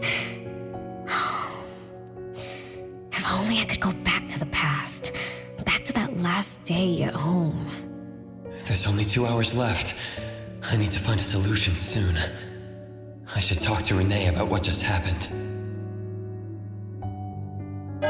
7 o'clock. Time for dinner. Renee? Wait, where are you going to? Oh, hurry. The food's getting cold. Food getting cold? I can't keep Mom waiting for too long. I can't make her sad. Renee! That is not allowed. Absolutely not. I can't get to Renee. She's completely lost in the past. Let me organize the clues I've gathered so far. Could the curse in this family be the rule-based anomaly that attacks Renee every night? After all, Renee and her siblings likely aren't entities that abide by the laws of nature. It does make sense to be targeted for that reason. But if that's the case, why does the anomaly only appear when Renee wakes up? Shouldn't the anomaly that enforces the laws of nature have appeared with the first child? Can we really trust this, Bella? Something's not right. Also, why does the puppet Renee carry also have a red letter on it? Are these things caused by the anomalous realm? Or perhaps someone, an Esper, orchestrated all of this? Is that Bella really a shadow from the past? Anyway, I should catch up with Renee.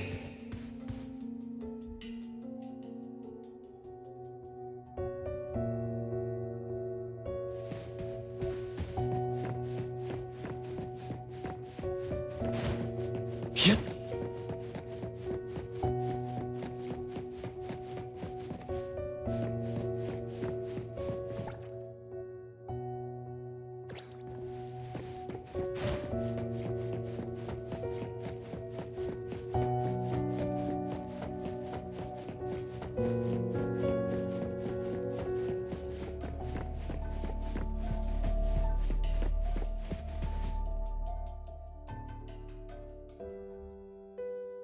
What's wrong, Renee? You haven't eaten much. Big Bro's cooking is great. I'm just not hungry.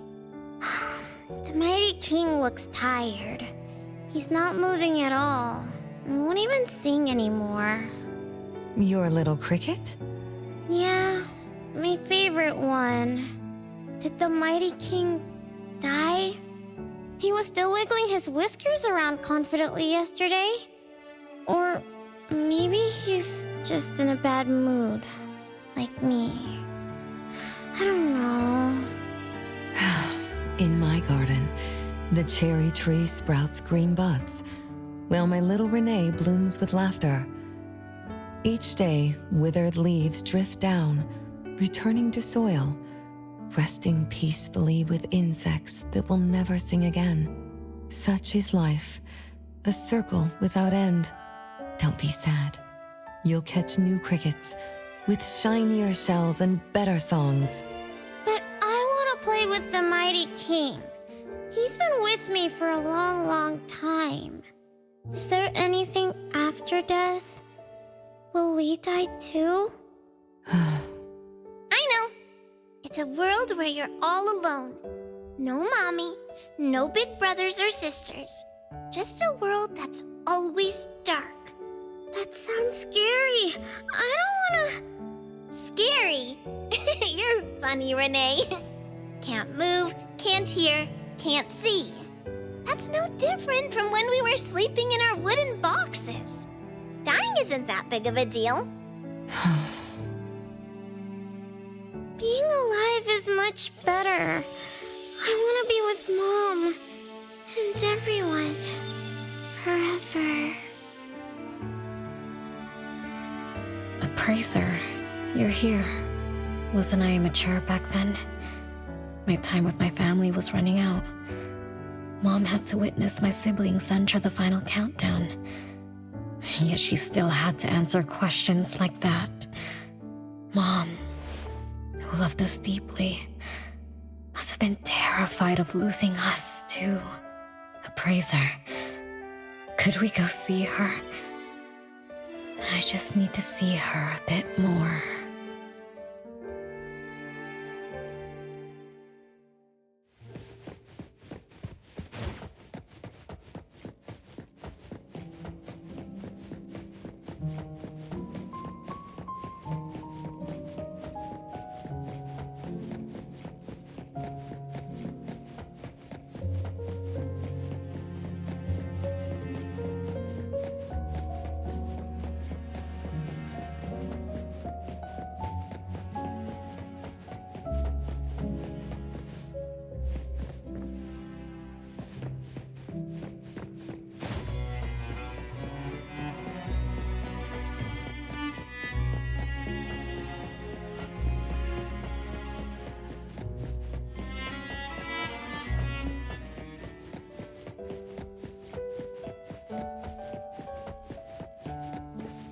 It's way past your bedtime, little troublemaker. I can't sleep. Oh, still feeling sad about the mighty king? Bella told me I'd feel better if I cry. She said that kids like me just needed to cry, get a good night's sleep. Then all trouble will disappear by tomorrow. She said that no matter how sad she felt, she could never cry. So she was jealous that I could. Why can't Bella ever cry? Mama is the same. Huh? Why? Is it because you are grown-ups? Because grown-ups are strong? Mom and Sis work so hard for every chore in the house. I want to grow up soon to help you. I'll grow as tall as Mom wants. Oh, if you want to grow tall soon, you can't be picky about food. No, I don't want to eat green peas. All right now, Mama will tell you a story and put you to bed. You'll grow fast as long as you sleep, okay? Are you continuing yesterday's story? No, tonight I'm telling you a story that no one has ever heard before. Once upon a time, there was a carpenter living in the royal city. Her skill was beyond compare. People said she had the magic to breathe life into wood. If she wanted to, those lifelike puppets she created could become alive. The old carpenter loved crafting, but she was facing a most difficult challenge. As she grew older, her eyesight was no longer as sharp, and her hand that held the carving knife wouldn't stay still. Could that be the end? She remembered what people said about her. If she was as good as they say, couldn't she craft her own assistant? She made up her mind, then began to work. What should a perfect child, a real child, have? He should have the strongest body. The child was born. He was sturdy yet nimble, and once his spring is sprung, he could run 2 laps in the royal city with no one able to keep up. Everyone congratulated the old carpenter, but she shook her head and said, "No, this isn't a real child. What should a perfect child, a real child, have? He should have the most beautiful face." The child was born. His beauty caught everyone's eyes. The king invited him to dance at the palace for foreign guests. Everyone congratulated the old carpenter, but she shook her head and said, "No, this isn't a real child. What should a perfect child, a real child, have?" More puppets were born from the old carpenter's hands. An entertainer who could make children burst into laughter. A grand magician with unpredictable tricks.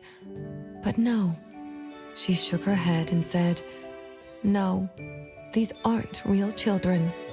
One night, the old carpenter sat at her workbench, designing the blueprints for her next child.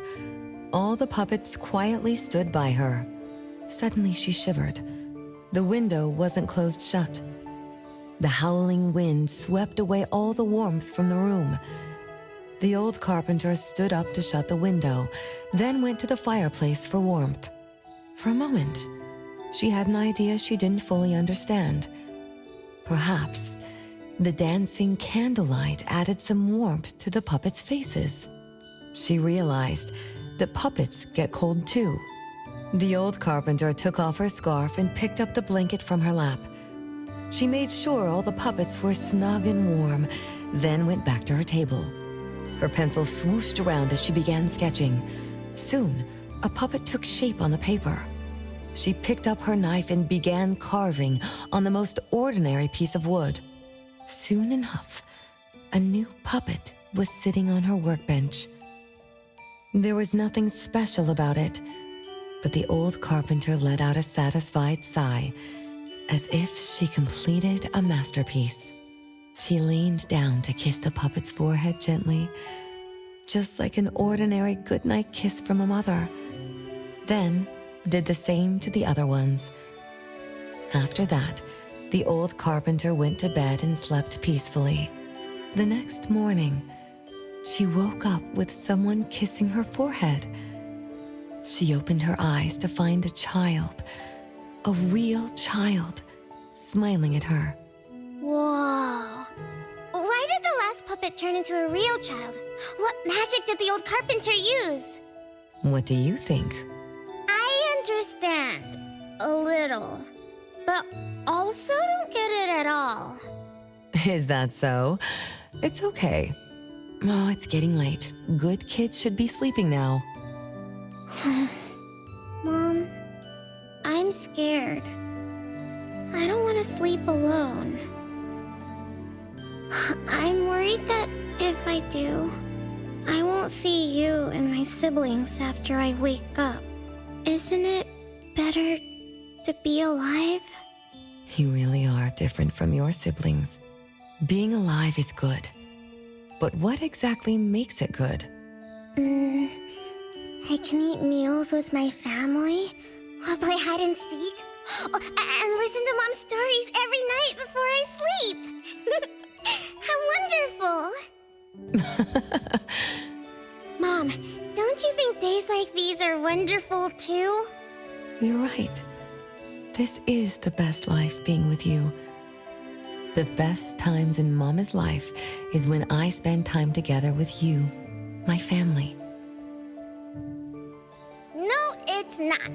When I grow up and can do so much more, that's when it'll be Mom's best time. By then, I'll be so tall that Mom will be surprised. I'll be able to reach whatever Mom needs to reach. Then I'm going to learn how to drive. I'll definitely be the first one in our family to drive. Once I learn, I'll take our whole family on picnics.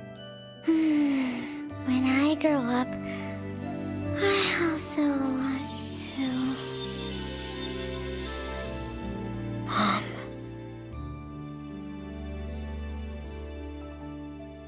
Live. Live forever and ever. Do you remember now? That most selfish and greedy wish you made to our mother. With our death sentence, we should have turned back into puppets over 50 years ago. Have you ever wondered why you've been able to escape the debt collector until today? That's the secret that granted eternal life. The secret that froze Mother's body and soul at that very moment. And the price she paid for this eternal moment. Exiling herself out of the mortal world, living without worry or care, without joy or sorrow, without thought or feeling. She should have been enjoying her unmoving life, and we should have been nothing but puppets she made on a whim, with the sole purpose to serve as her children. All we had to do was live under Mother's roof, love her, be loyal to her, and fulfill all her wishes. It should have been that way, even when faced with the registry, faced with the curse you invited.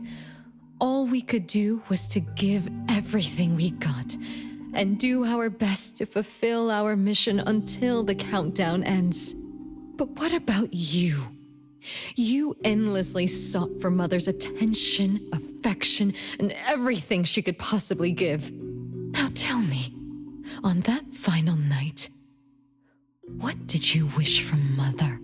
I told her I wanted to grow up fast. That's right, honest child.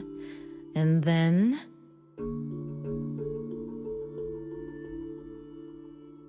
So, Mom gave it to me. Her eternal present. No! It shouldn't be like this! I didn't know! What have I done?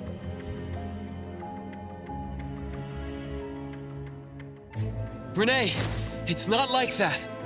Yes, the eternal present that should have protected Mother is now in your eyes. You didn't just betray us, but also the person who loved you most. So tell me, how does that make you feel? Guilt? Regret?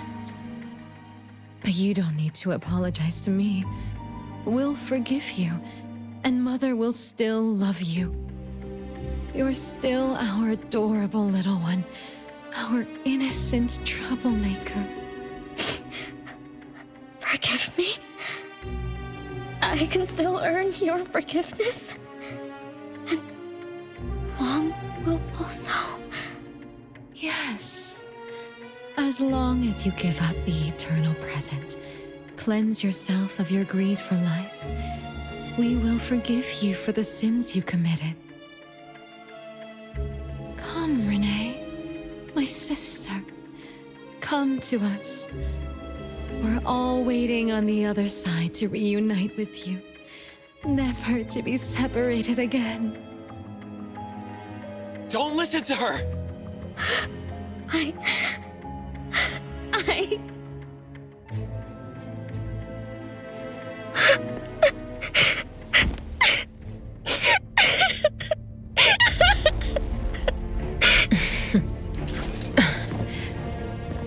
Who exactly are you?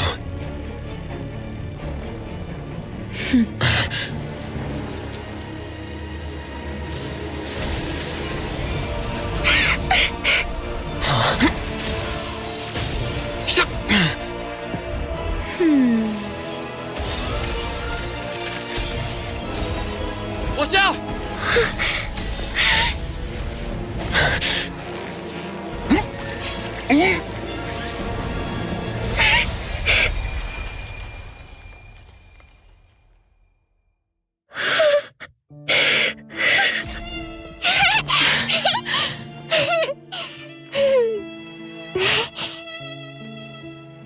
Remember to get to bed early and eat your veggies. My little petal needs to grow up healthy and happy. Don't forget Mama after you grow up, okay? What is life? Promise me you'll find the answer for me, okay?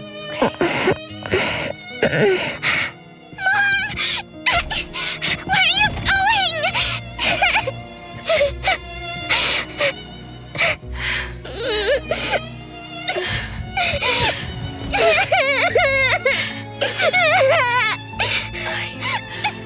I don't need you anymore.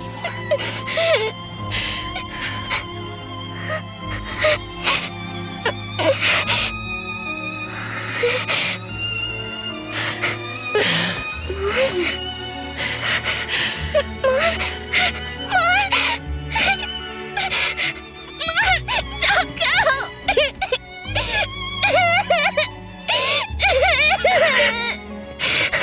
It's all my fault. It's all because of me that Mom... No! I don't want this! See? Now I can live forever. I don't need you anymore!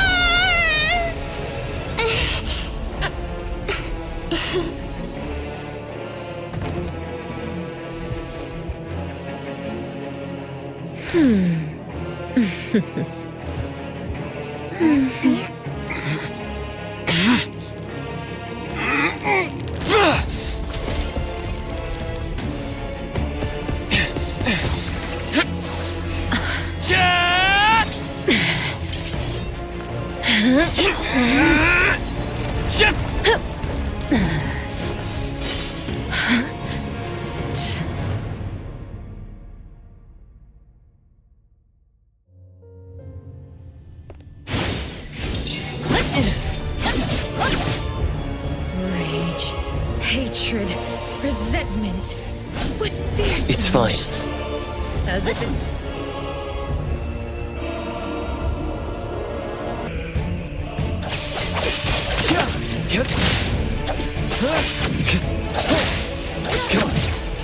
Feeling good.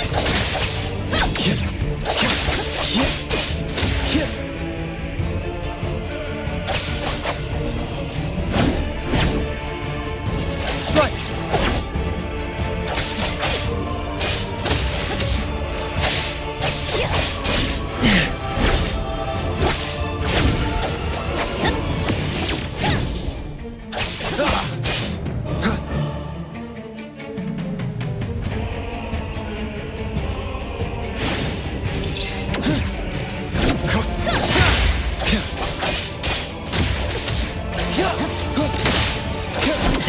Not too difficult.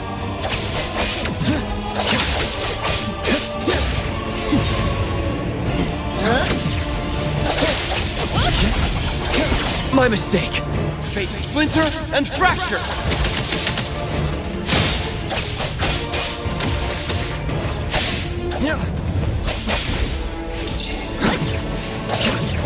Feeling good.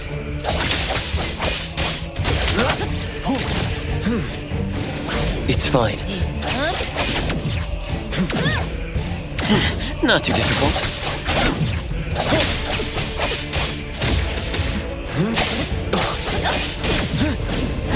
Feeling good.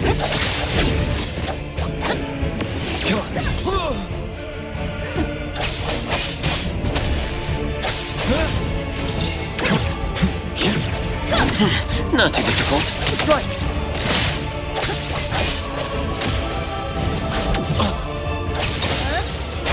Let's finish this!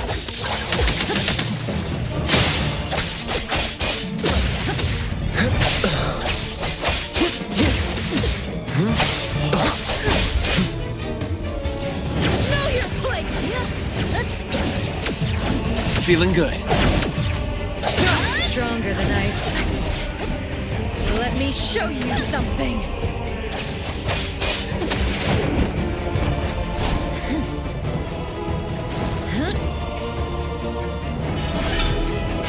You're just a plaything in this illusory realm.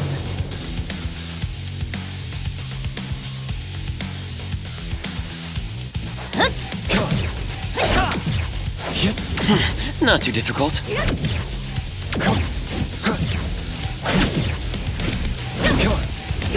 Entertain me with your strength. Be careful.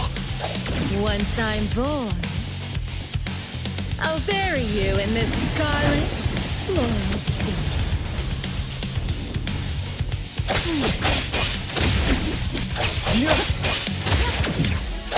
Feeling good.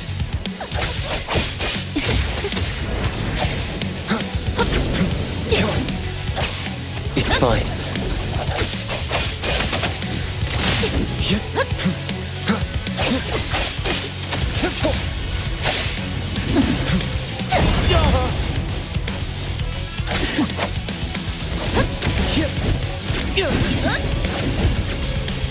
My mistake.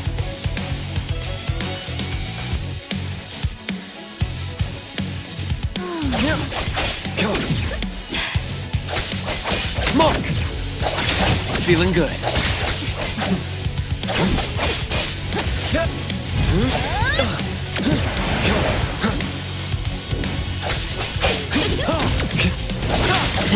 Not too difficult.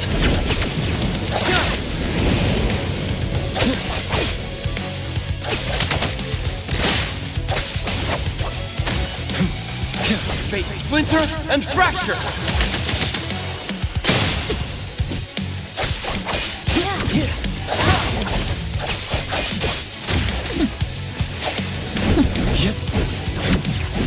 Feeling good.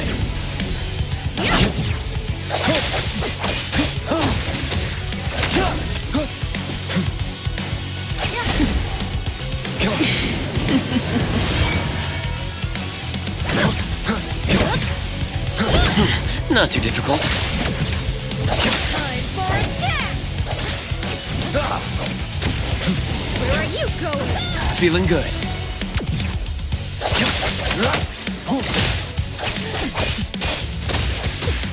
It's fine.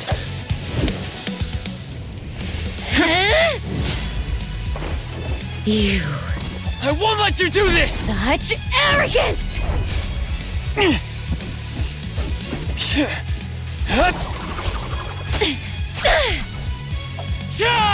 Is that it?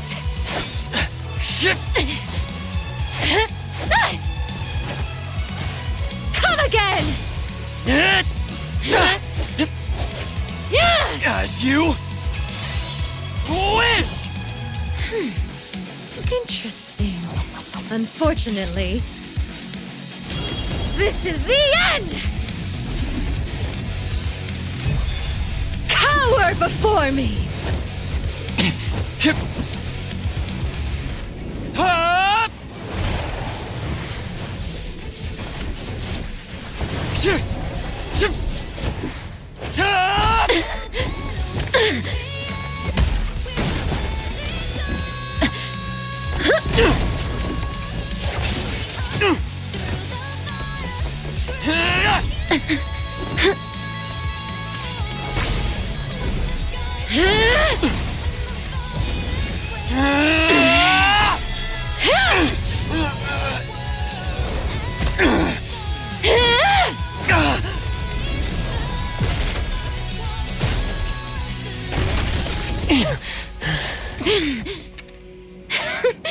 That look on your face. I like it!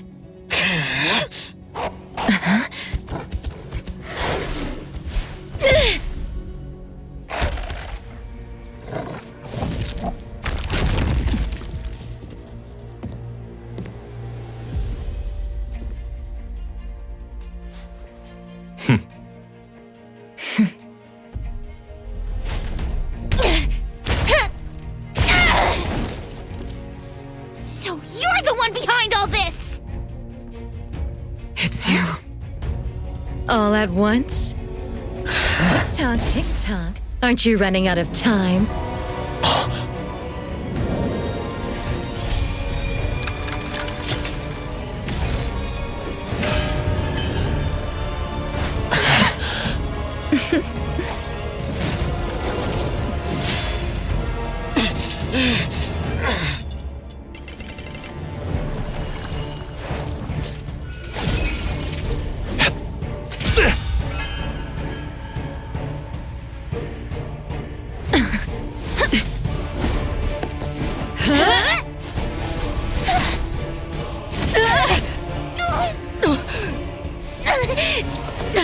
You're slower, Daffodil. Is this little cutie distracting you? I wonder when she dies, she'd be just as charming!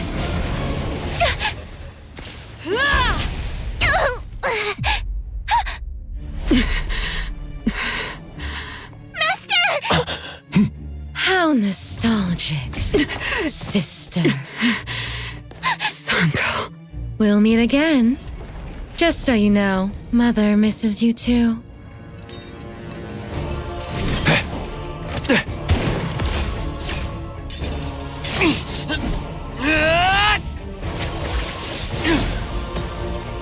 Daffodil! I'm fine.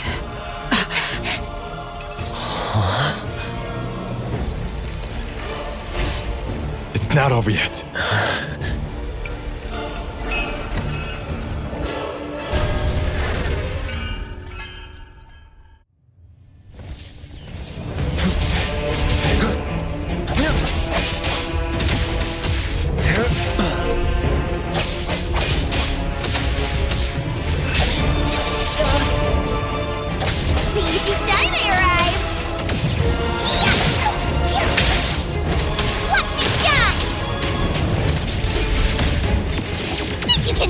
Nice work, saw it coming.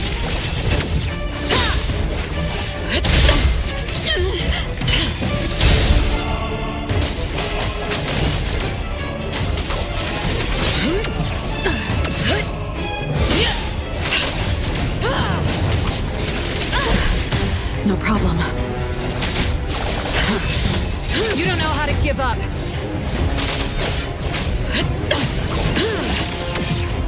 I'm gonna show you how it's great, teacher!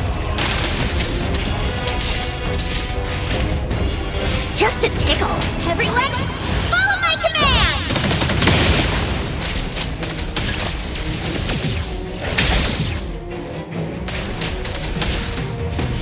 Can't touch this!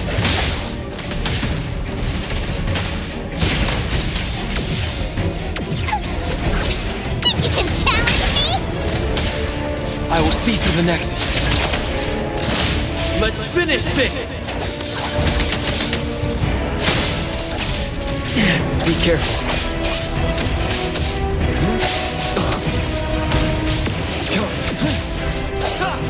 Feeling good. Got this covered! Take that! The city's mine!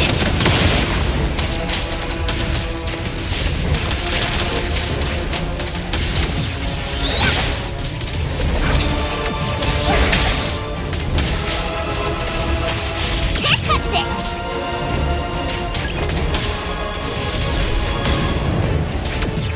Knights, stay sharp. Nowhere to hide.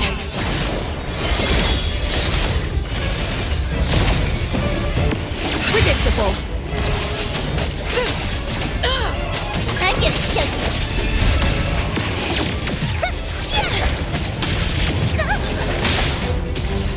Think you can challenge me? My mistake. Fate splinter and fracture.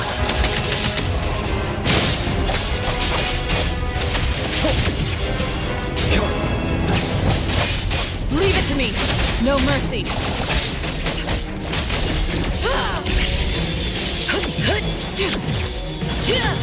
Your moves are sloppy.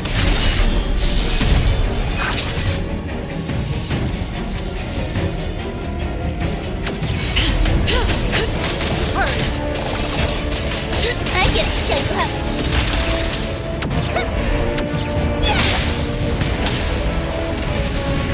Underboss, it's our turn!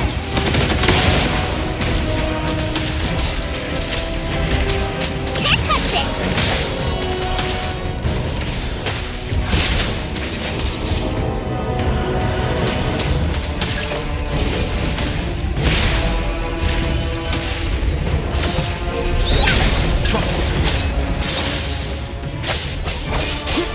Let's finish this!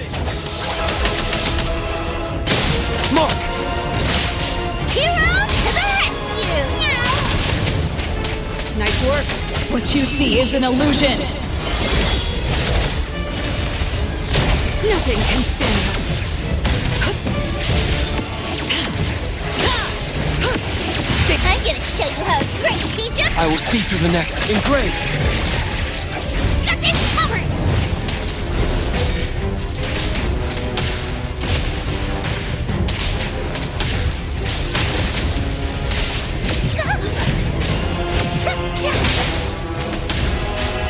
Take that!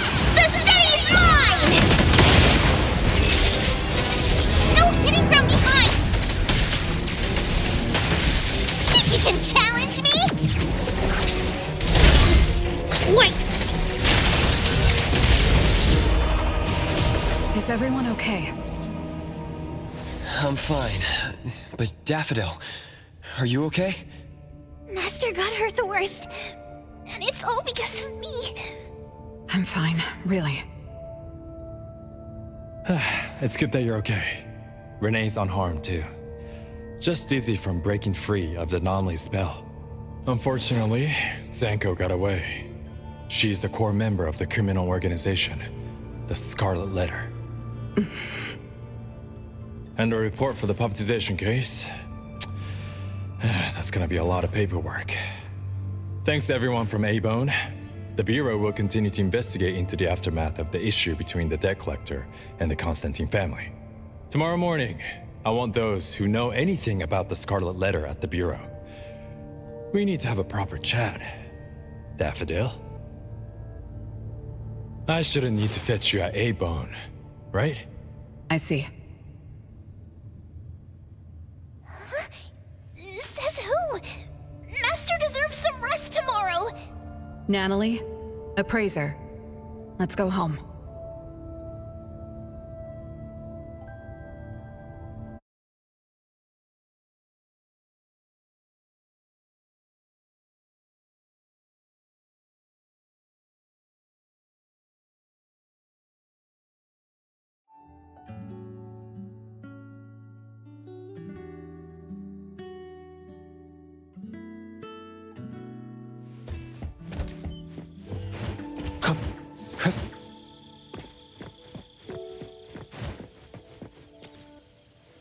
How are your wounds? You should rest earlier tonight. It'll be fine soon. And how are you? Are you okay?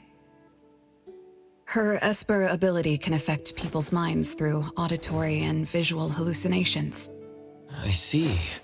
So all the stuff Renee and I saw were illusions layered on top of the debt collector's anomalous realm. Or rather, an illusory world tailor-made to her understanding of Renee, after thoroughly excavating Renee's thoughts and feelings. In other words, Zanko used her Esper ability to alter the family's history, making Renee believe she was responsible for her family's deaths, leading her to voluntarily give up her eternal present. The eternal present probably requires the owner's verbal consent before it can detach itself. An anomaly that can grant its host immortality must be incredibly rare. The Scarlet Letter has acquired more than one rare anomaly. The incident at the Abisu auction was also their doing. With these reckless hits, it's like the Scarlet Letter is announcing their arrival at Hetero. This is just what their leader, Madame T, will do to demonstrate her superiority. Lady T.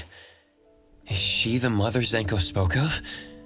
When she said mother misses you too, could it be? I should have killed her back then. So, Zanko used Scarlet Letters to spell betrayer.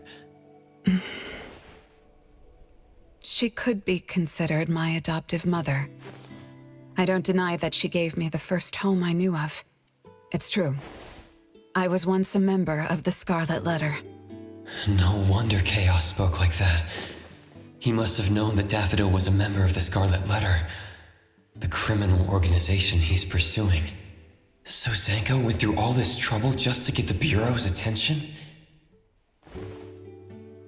Hey, what matters now is that you're Daffodil from the A-Bone Antique Shop. Thank you. You're a good person. It's getting late. Good night, Appraiser.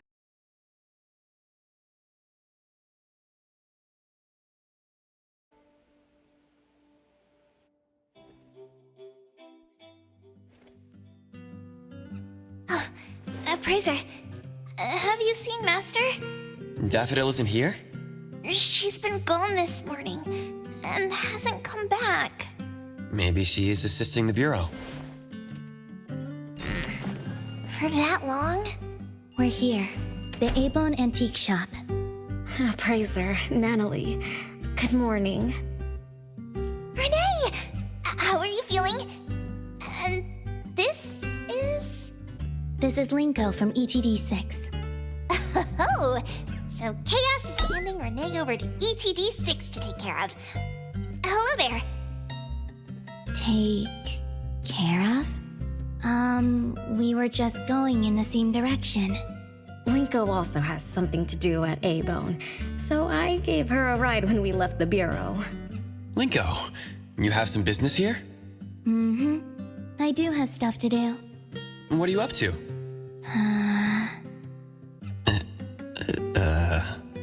Business is already booming this early in the morning. How wonderful. What was I here for again? Tisk, tisk, tisk, you dummy! Don't tell me you forgot what you were supposed to deliver! Oh, right. The delivery. Thank you, Xiaojun. Whoa! What's this?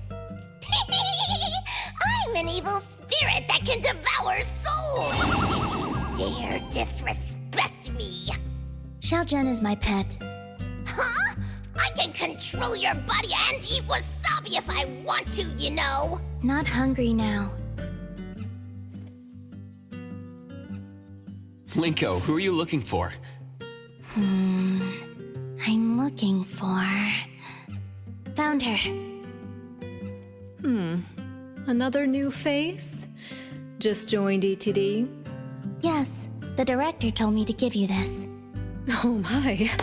I told them a simple bank transfer would be fine, but they went ahead and sent someone over. Fresh bills are always so nice to look at, though. I have delivered payment to the A-Bone Antique Shop. Assignment complete. Director Alfard told me that the BAC will cover my commission fees, so that's what she meant. But I still wanted to stop by and thank you in person. Thank you, Appraiser, Natalie, and... Daffodil's not here? Please send her my gratitude. Thanks to all of your help. I learned a lot in the past few days. I went through an amazing adventure. It was wonderful. But we couldn't stop Zanko from taking the Eternal Present. Lady Dolores left that for you, right? Must be something important. Yes, Mom gave it to me. It's a precious treasure that protects me from the debt collector. It froze my life on the day the countdown ended. My time stopped flowing, and I was forever living in the moments between death's arrival. I was tossed outside the flow of time and taken away from this world, where the years still pass and the seasons still change. For me, the eternal present negated the meaning of time. I gradually lost touch with my past and became unaware of everything happening around me. Every little thing in life that becomes precious because of the flow of time. In the end, I forgot what Mom and my siblings expected of me. I forgot why I was born and why I even existed. Until now. Was that really living? That was the secret, or rather, curse, of the eternal life Mom and I possessed. Mom was also affected. She found life dreadfully boring, so she hoped that our companionship would ease her eternal loneliness. It might have been fortunate for me to lose the eternal present, but honestly, I gained so much more. Most importantly, you helped me remember things from the past, and I finally found myself. That feels so great. I suppose I went through a rebirth, right? I'm so happy for you, Renee. What about the debt collector?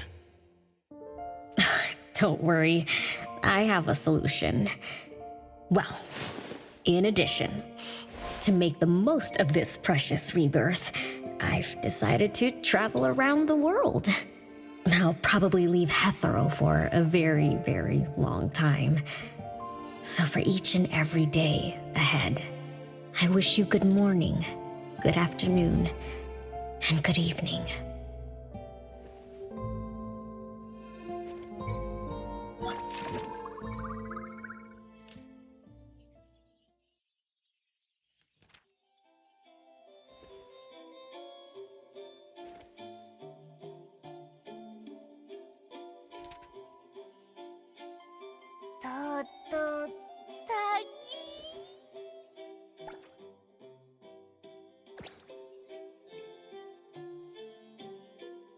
Tagi